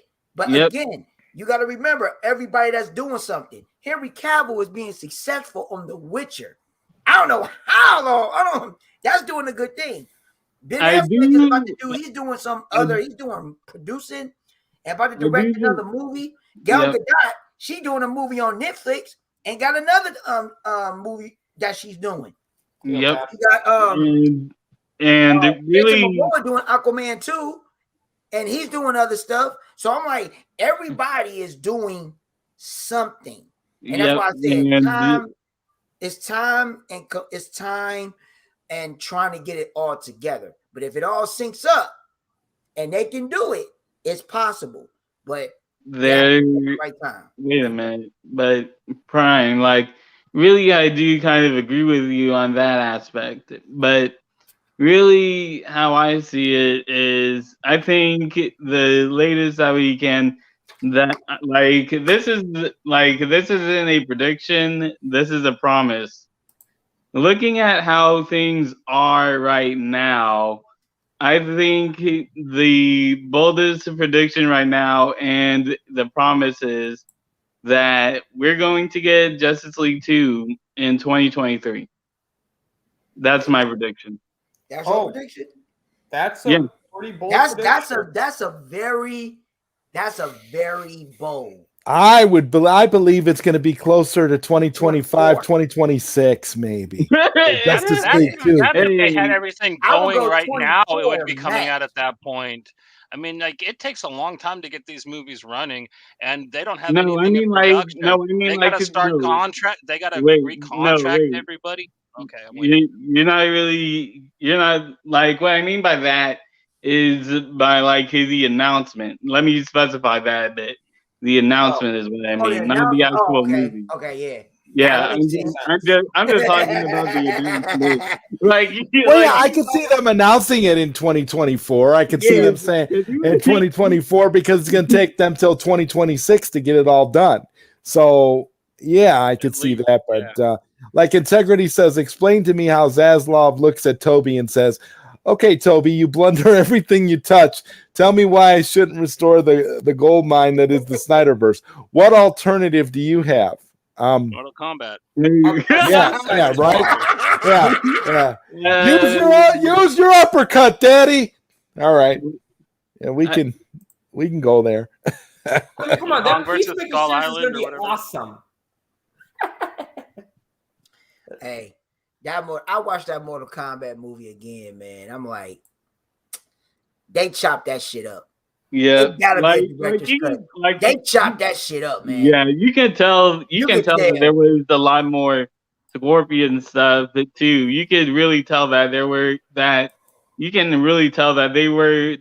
supposed to be a lot more Scorpion in the Nether Realm. You could tell that. I believe it. I believe this. There's going to be a lot more fighting scenes and a little bit more in depth. Yep, everybody watch Mortal Kombat. You ain't got to. Hey, does everybody believe if you watch it again, can you? But if there was a longer cut of that film, probably would you really want to see it? Like that's the question I have. Look at Batman v Superman. Yes, I would want to see more of that because the person who played as Coleslaw. Cole said that yeah, there was a lot cut out, especially one scene in particular where he said that it was his favorite fight scene. So Yeah, And but again, he's an actor. Like, he doesn't know if it was crap or not. He just thought it was cool that he did a fight scene. Like, what you got to understand is, like, they cut movies up sometimes for good reason. And I think that this one might have been one of those examples, because when I watched it, I saw a dumpster fire that they were able to piece together and make something they could put out, basically. I don't know, man. That's a possibility, but at the same time, I have to disagree with you, because you got to look at it like this. You have to remember, Warner Brothers, they're trying to cut down movies. Yep, exactly. They're doing this on purpose. Let's put it to you like this. This is the mindset of executives when they go into a boardroom, okay? What's the first agenda? We want money. So to get more people in the seats, you got to do more showings at a theater, which they couldn't do it this year. So the less time of a movie that you got, the more showings you could put in a theater. They're worried about the less the runtime, the more people got to show it. So let me give you an example. Let's just say you got 20 theaters in the theater, okay? You got 20 theaters, all right? And 15 of those was Mortal Kombat. I'm just throwing it out there. Let's say 15 of those was Mortal Kombat, okay? And let's just say you got a full house. All right. Yeah, I get box office economics, dude. All day. You see what I'm saying? So the shorter runtime, if it's 2 hours, you can show it 2, 4, 6, 8, 10, 12. You got per theater, you can show that movie up to 11 times in each theater. And you was getting a full house. I'm just throwing a number out there, just hypothetically. That's a lot of money. Yep. That's a lot of money. That's how they're thinking. They're not thinking of the integrity of how good the movie is. They're thinking about their pockets. Okay? And they're thinking about, people in the edginess. They don't give a fuck about the integrity of the movie. All they care about, they're going to put the movie out there. So, I believe there's going to be a director's cut of Mortal Kombat. They're going to put it out there. Oh my God, yeah. With the missing Johnny Cage scene. You know what? If there actually is a missing Johnny Cage scene, like hypothetically, let's think about that for a second. How stupid would they be for the director's cut to come out and say, here's actually Johnny Cage. We had an actor and everything in the director's cut. Ouch, Koopy, you gonna do me like that? 60? Damn. Come on. Yeah, so you gotta look at it. You gotta look at it, a lot of stuff, man. When it comes down to what they do, man, it's a lot of people just do a lot. I mean, executives, they don't know what the audience wants. All they care about is money. That's all. Thank you, Bad Dan. Have a good night's sleep, buddy. Thanks, Bad Dan. Thanks a lot for coming, bro. Yeah, all they care about is money. Yeah, it's all about money. That's all it's ever been about. Which is why this whole Snyder Cut problem that we're having literally makes no sense. Which is why Toby will probably get fired, because it's about money, and you cannot blunt. And Prime, you mentioned the specific areas that Toby is in charge of, and Toby has blundered them all, literally.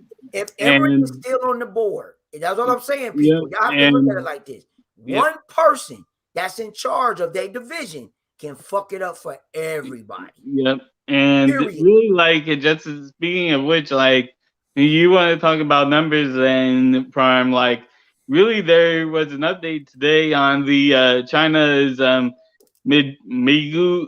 I hope I'm pronouncing this right. The China's a movie streaming service called Migu. I hope I pronounced that right. It's Migu. Yeah, Migu. There was an update today on the Migu numbers for Zack Snyder's Justice League, and right now it's at 500 million views, which for those who don't know is $500 million. Like $500 million in less than a year. like, let's see, March, April, May, June, July, October. Yeah, so 6 months. In 6 months, Zack Snyder's Justice League in Migu has 500 million views. That's insane. Yeah, I mean, All right, I just got to stop here. Johnny, you can go ahead and read this comment.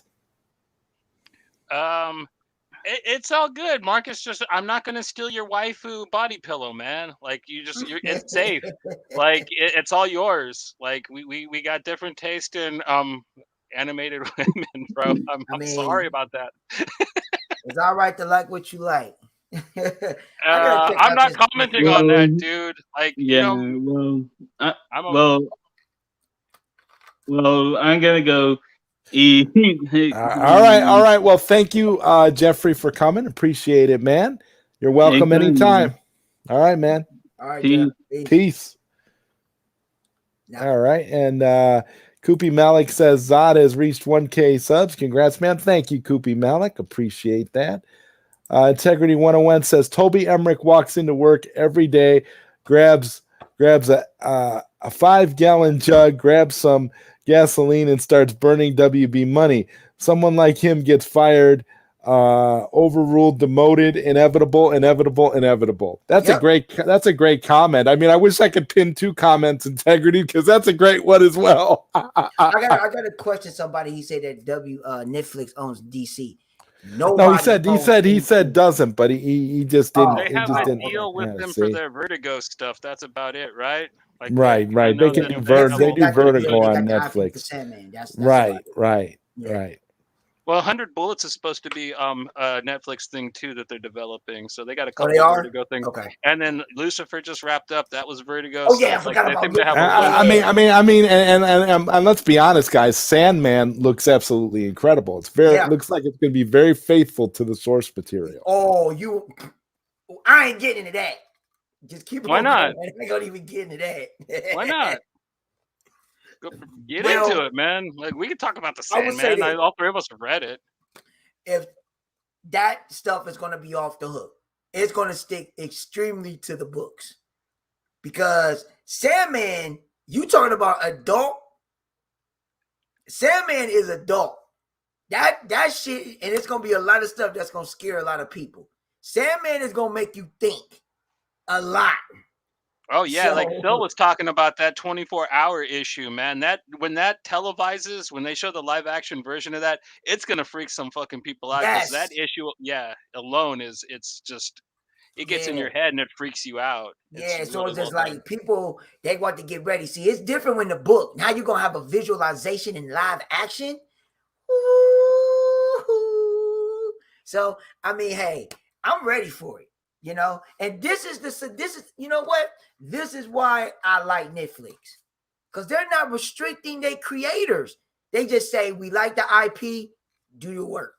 Yeah. Sweet Tooth was one of the last ones before they fired the editor right before Vertigo started dying. It was one of the last really big strong books that they had.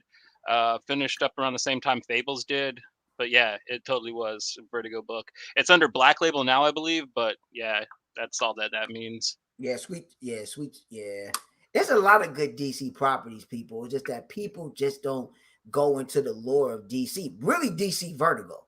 I'm a DC hardcore DC person. You know, it is what it is. Well, that's the thing that kills me, man. I used to go to cons and I'd be like, "You got any Vertigo?" And they'd be like, "I don't carry indie at the little distributor guys." And I'm like, "It's fucking Vertigo, you idiot!" I mean, it's not DC. indie.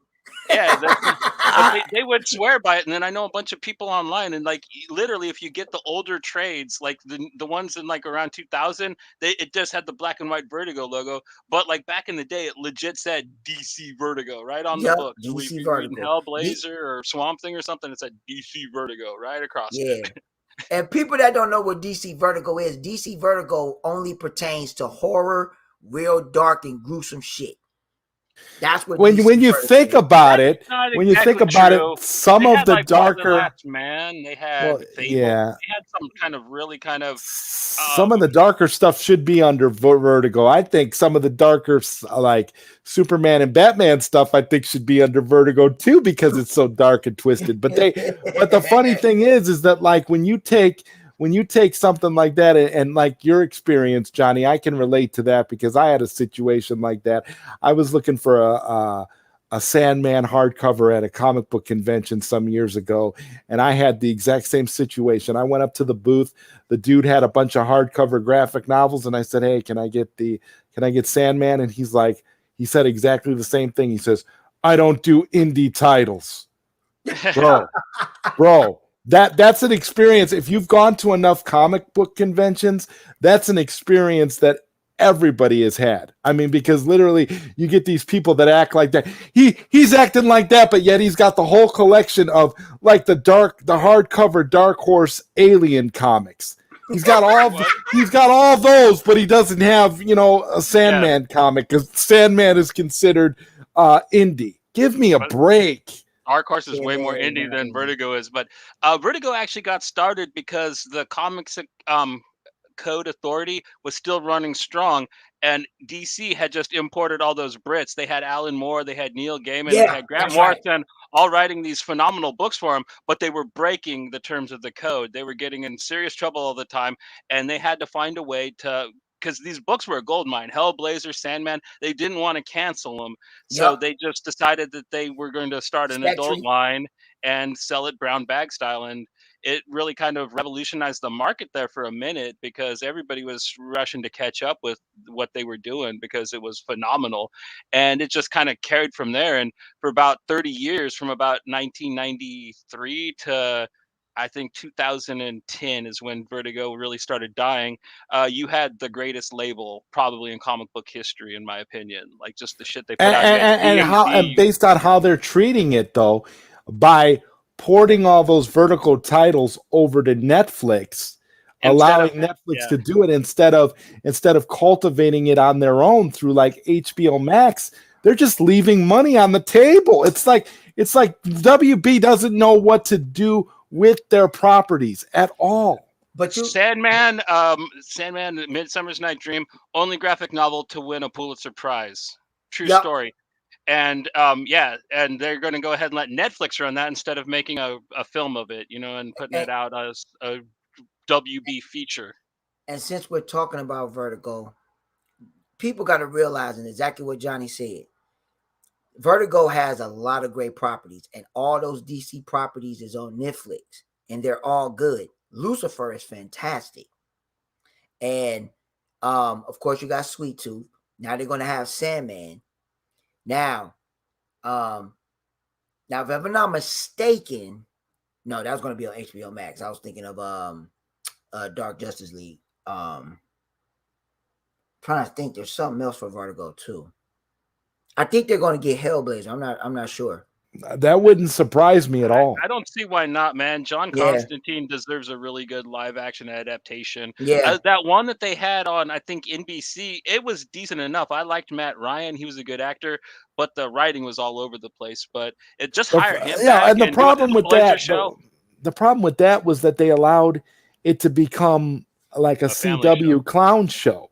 They went the CW route because they were afraid of exploring the dark territories of the character, which is why it's so funny when you see, for example, you see what they're doing with Netflix. Netflix is like the breeding ground for adult-oriented comic book entertainment as far as films and TV goes. When you look at it, like okay, like just for an example, they mentioned like that Daredevil is coming back as a TV show. They're going to do season 4 on Disney Plus. Well, why do that? Everybody knows it because of the Netflix show.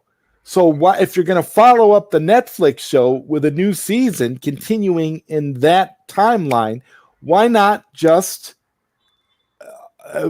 do the deal with Netflix? And then this way you don't have that stigma with Disney Plus. But I understand they're going to somehow integrate Charlie Cox's Daredevil into the MCU. That's clearly what they're planning on doing. Spider-Man 3, right? He's gonna play his lawyer or some happy horse shit. He's gonna be in it, yeah, and that's the thing. And to me, it just seems like, you know, Marvel, they should do they should, if it's already a Netflix property, if it made its bones off of Netflix, just let it continue on Netflix. If you're doing if you're doing a brand new Daredevil series, okay, knock yourself out, Disney, do what you want. But if you're following up the Charlie Cox one with a new season, then you might as well just do it on Netflix. I mean, what's the big deal? Like, to me, I feel like it's all just some crazy stuff. So I find it completely funny that HBO Max, as Prime has pointed out time and time again, needs content, and instead of cultivating these properties on their own, they're funneling them off to Netflix. It makes no sense.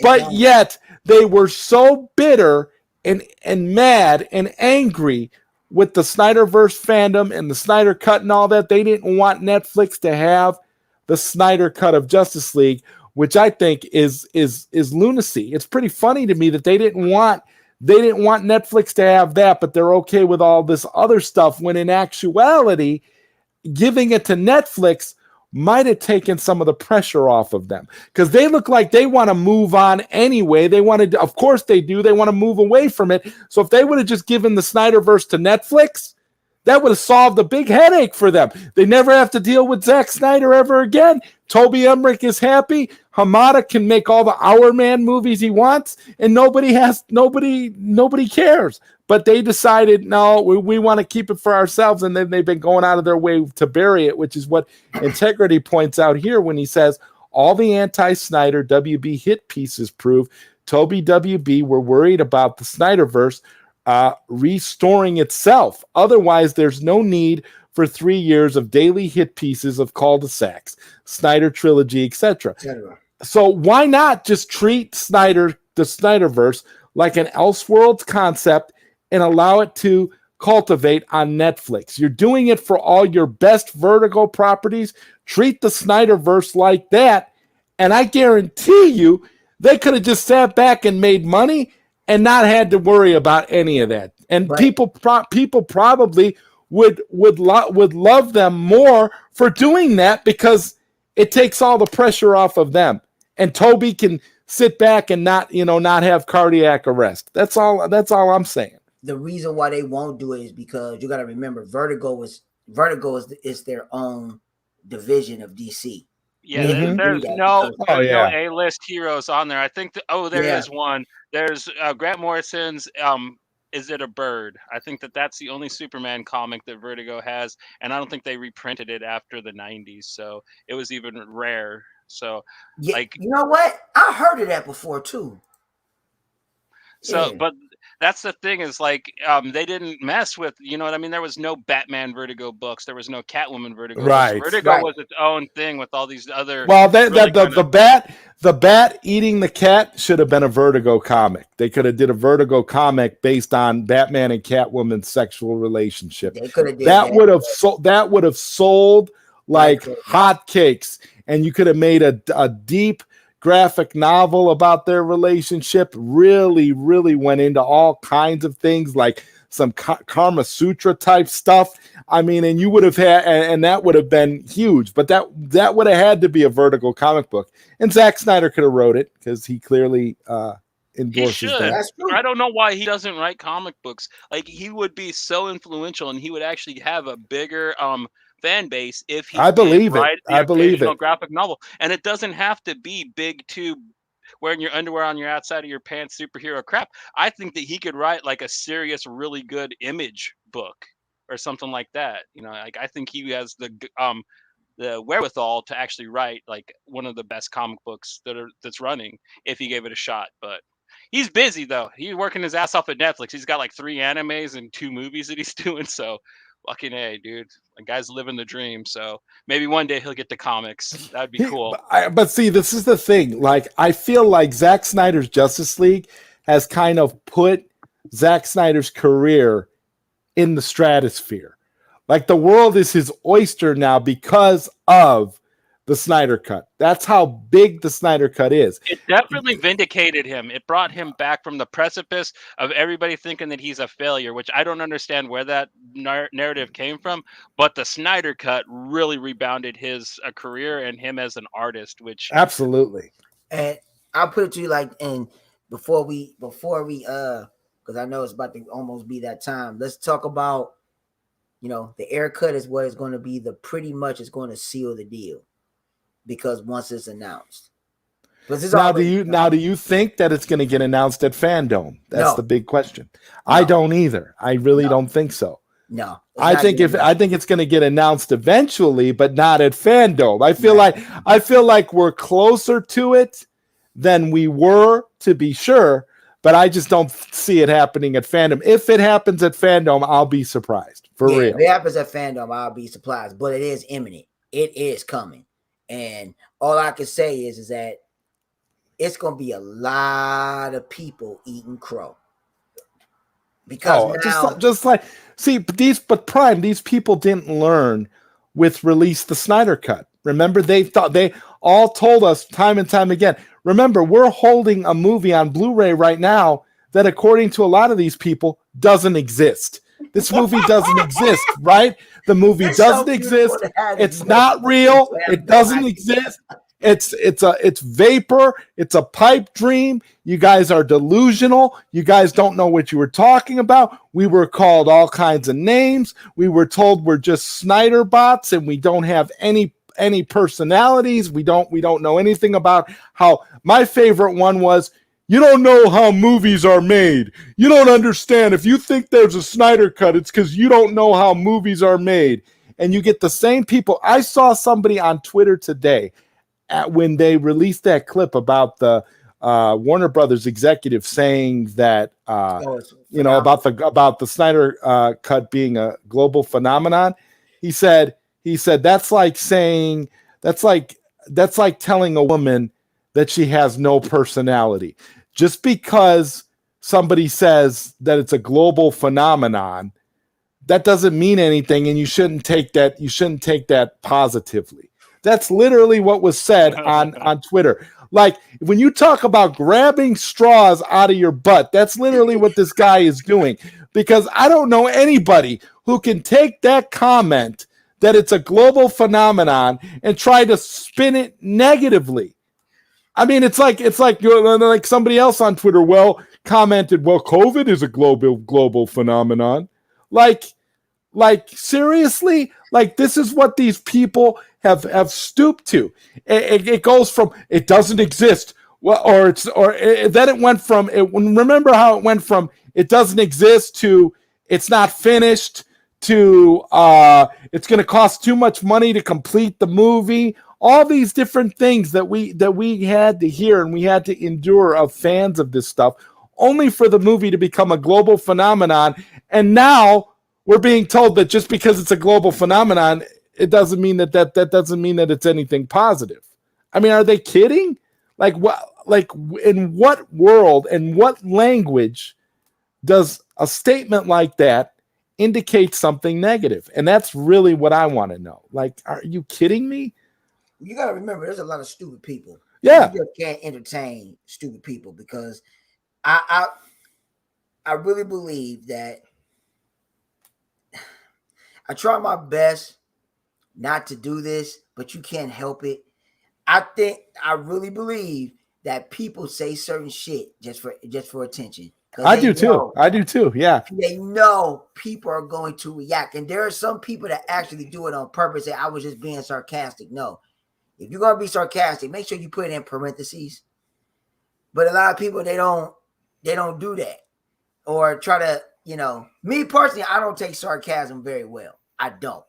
So my thing is, well, especially if it's not, like you said, if it's not being, you're not being upfront about the fact that you're being sarcastic. It comes off as disingenuous. Exactly. But to me, I'm not trying to be, I'm listening to these people and you're reading these comments and it's just like, listen, man, a global phenomenon is a positive thing, when you're speaking in term when you're the president of Warner Media and you're speaking in terms of if you were being negative, you'd call it a blunder or a global disaster. You know what I mean? A global disaster. A global disaster. Or you'd be like Ann Sarnoff the day after it was released when she said it was a cul-de-sac. She actually used the word cul-de-sac. And when you use the word cul-de-sac to describe something, you're saying it's a going nowhere road. Nothing else is happening. This is it. And so to hear somebody say from the same company come out and say, well, it was a global phenomenon, that's two very competing statements. That's two very different approaches to what the Snyder Cut has actually done and what the Snyderverse actually, represents to so many people. And I mean, you don't have a movie that's like literally out of stock everywhere and they can't keep it on store shelves. You don't have a movie like that is considered a failure. It just isn't realistic. And I think a lot of these haters need to get to that realization that, hey, people want this. The general audience is not the vocal minority. The general audience actually liked Zack Snyder's take on these characters and actually wants more. You can tell that by the physical sales of this content. If the physical sales were bad and nobody was buying the movie, they wouldn't be calling it a global phenomenon. Yep. I mean, honestly, and that kind of, speaks volumes about why they're hiding. HBO Max is hiding their numbers. HBO Max is hiding their numbers because, again, the word global phenomenon applies to that movie overall. We're talking physical sales. We're talking streaming numbers. We're talking things that they know. They have all of this information. It doesn't matter how hard they try to hide it from the public. It's what's true is true. And I I know think for a fact, like virtually all of Twitter, like rented and watched it the weekend it came out. You know what I mean? Like that alone was pretty much blew the doors wide open on that. And they can hide their numbers, but you could just look at the tweets alone and just see how many people watched it, whether they acted like they hated it afterwards or not. Like you still watched it, motherfucker. So that counts as, money towards the thing. Yeah. Story. I sympathize integrity about the Batfleck. The Batfleck situation. A lot of people got hate for that. I remember I was talking with, I'd been talking with Will Rollins. I had a Twitter conversation with him around that time. And him and I both agreed that, most likely, Affleck will come back to play Batman again in some capacity. And we were getting all kinds of hate because people were saying, well, no, Robert Pattinson is the new Batman now. You guys need to get over it. You guys need to move on. The same stuff that you always hear from people that hate Snyder's guts and take everything personally, like Zack Snyder murdered their family or something like that. That's the kind of vendetta that these people have against Snyder. And that's something I'll never understand. How does one film director who makes movies for entertainment purposes garner so much hate? How do you get so much hate when all you're doing is making movies? You're not doing anything wrong. So what? I mean, all the negative things that they said about Zack Snyder's daughter, when Zack Snyder's daughter died, that was so fucked they up. said That all pissed me kinds off of things. so They bad. used to say, I remember reading this one woman actually wrote on her Twitter page, Zack Snyder raped his daughter, right? These are the kinds of things that us as Snyder fans have to deal with simply because you have a vocal minority that literally hates Zack Snyder for what I don't know. But it just goes to show that the hate is literally that. It's a vocal minority because it's not, the mainstream audience, because the mainstream audience is buying these movies. The mainstream audience is all in for Zack Snyder's Justice League and the Snyderverse, and it's huge. So I don't really know what else to say in regards to the whole Snyder thing. I just think that it's remarkable, and it's actually biting Warner Brothers in the butt, because what's essentially happened now is you're going to make this guy the biggest. You're going to make this guy the biggest Martyr. superstar director in the history of cinema, because you keep trying to bat him down instead of embracing him.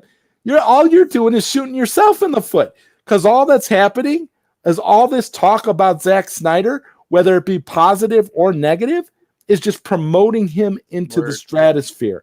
It's giving him more and more stock. Do you think that this Netflix deal would have happened if it wasn't for Zack Snyder's Justice League? Netflix knew. Netflix has the skinny on the numbers. Netflix knows what's going on with Zack Snyder. They knew with Army of the Dead that they have a visionary director on their hands. They have somebody that they should embrace and should care about.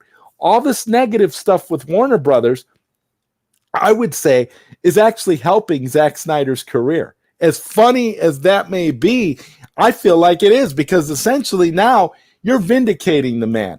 By the time it's all said and done, we're going to be calling him Saint Snyder, because at the end of the day, he's just going to get more popular. And like Integrity keeps saying, you're not going to keep trying to kill something if it's already dead. If it's already dead, you don't need to bury it. If the Snyderverse is a cul-de-sac, it isn't going anywhere, you don't have to harm sales of Zack Snyder's Justice League. You don't have to hide the numbers on HBO Max, because it's already dead. If you're not doing anything else with it, then why are you so intent on burying it? You don't have to. It's dead. You move on. When something is dead, you stop talking about it. You just stop everything. But what you don't do is you don't unlist the trailer on YouTube. You don't delete people's pre-orders, and you don't pretend like the movie is a complete failure digitally and physically, when it's the exact opposite. It's going to go down as one of the best-selling movies of all time, and it's literally Warner Brothers' fault. And Warner Brothers did nothing to promote it. So if you want to kill something, they have the exact wrong strategy. And Toby has nobody to blame but himself for what his situation is going to be like once Zaslav, who is apparently a Snyder fan, takes over. You gotta write it out and be a classy guy like Zach, though, man. He never was a dick about anything. He stayed charming. He stayed pleasant, no matter what they said about him. Like he knew how to roll with the punches, man. And I'm really happy that he did, because that's why he is where he is. Because if he would have pulled a Josh Trank, and if he would have outed the studio and custom and stuff like that, he wouldn't have gotten the Netflix deal and stuff. So like, you play your cards right, and you let them look like they're punching you down. Yeah, you'll become a little martyr, you know what I mean? And even people that, didn't like you to begin with will like look at you and be like, well, that's fucked up. Why are they doing it to this guy?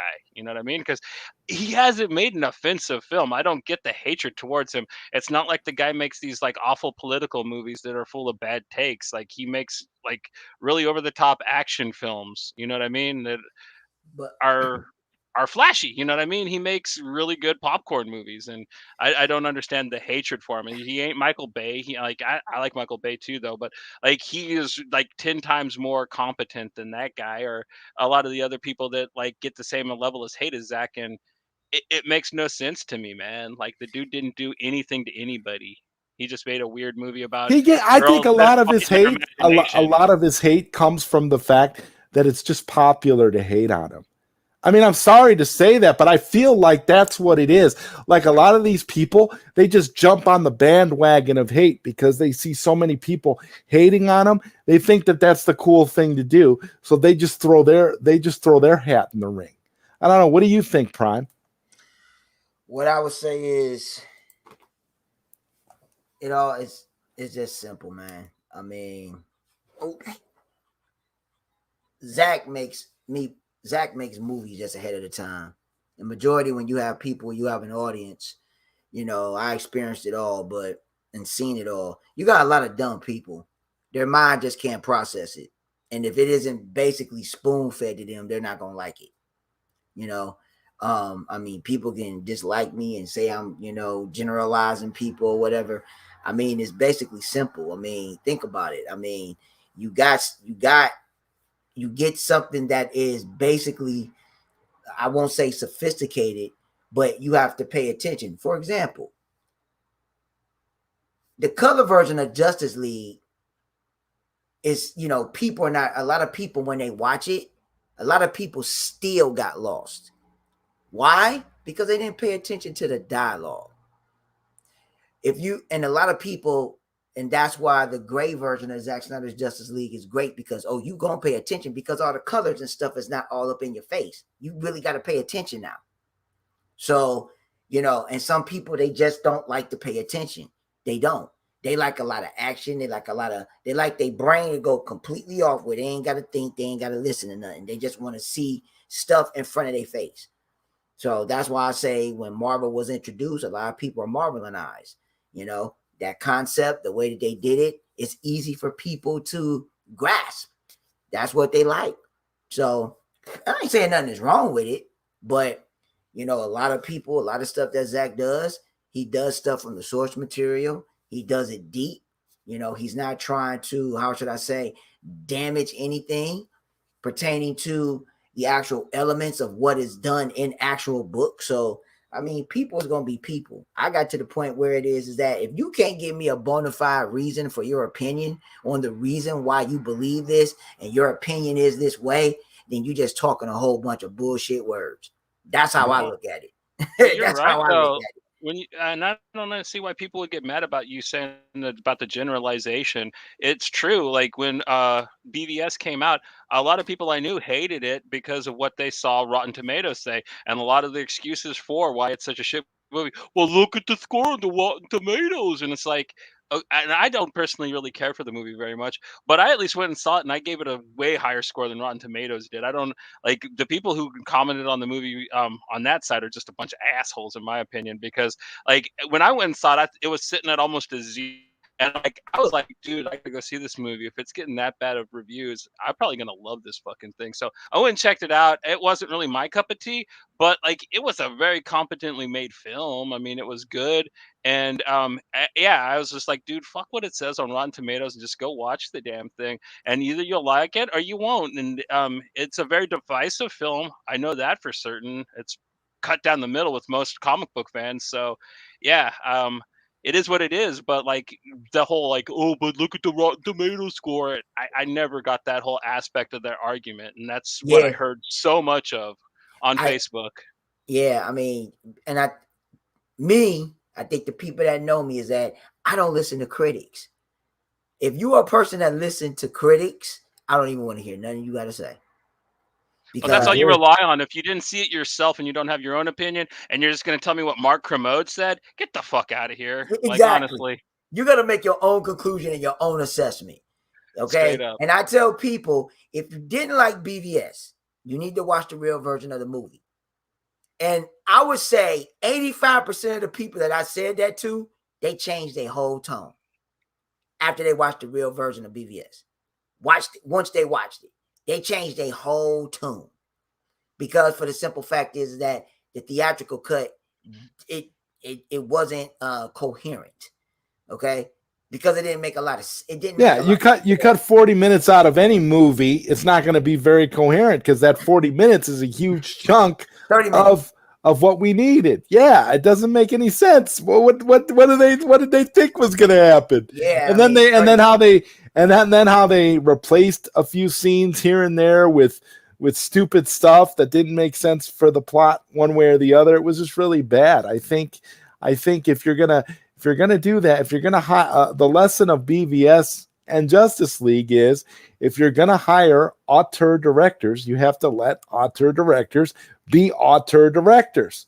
Otherwise, don't hire them and just hire any director, to come in and just shoot whatever the executives want, because it's nonsense to me. And I'm going to go ahead and give the final comment here to Integrity 101. He says they hate Snyder because one, Batman killed, and 2, Superman killed. That triggered the temper tantrums. Oh, and by the way, who killed Miranda Tate in Dark Knight Rises? That's a good question. BVS is a masterpiece. Guys, I want to thank all of you for being here tonight. I hate to end the streams early, but I got some stuff I got to take care of. So I'm going to go ahead and wrap this one up. I want to thank you, Prime, for being here. And thank you, Johnny, as always. It's always a pleasure, gentlemen. You guys are great. Thank you for everybody else. Bat Dan, Ambassador, and Jeffrey, all you guys for coming on the panel. I appreciate that. Zentech, good to see you, man. Check out the replay. I'm really happy. Thank you to everybody who subscribed to me. This was fantastic. Integrity, you had a lot of great takes tonight. I really appreciate your interactions. All of you guys. This has been great stuff. I'll be back tomorrow with late night Q&A with ZodWriter, where I will have a very special guest from my old PSN radio days, my old co-host Victoria, and that should be a really fun show because her and I had been doing radio together for years, so we have a good chemistry. Should be a fun show. We're going to be here to interact with you guys, the chat. I can honestly say you guys are not going to want to miss that stream because it's going to be a lot of fun. So thank you. Chat. Yeah, well, John, and we might even bring you on a little bit later, Johnny, because I'll have fun in the chat, man. I'll be good on the chat. It's gonna be fun, man. So with that, I want to thank everybody. Thank you again. Thank you guys for liking and subscribing. Thanks for the 1K subscribers. I'm really happy. This is excellent. So it's onward and upward. Hashtag restore the Snyderverse. Hashtag release the air cut. And I'm out of here. See you guys later.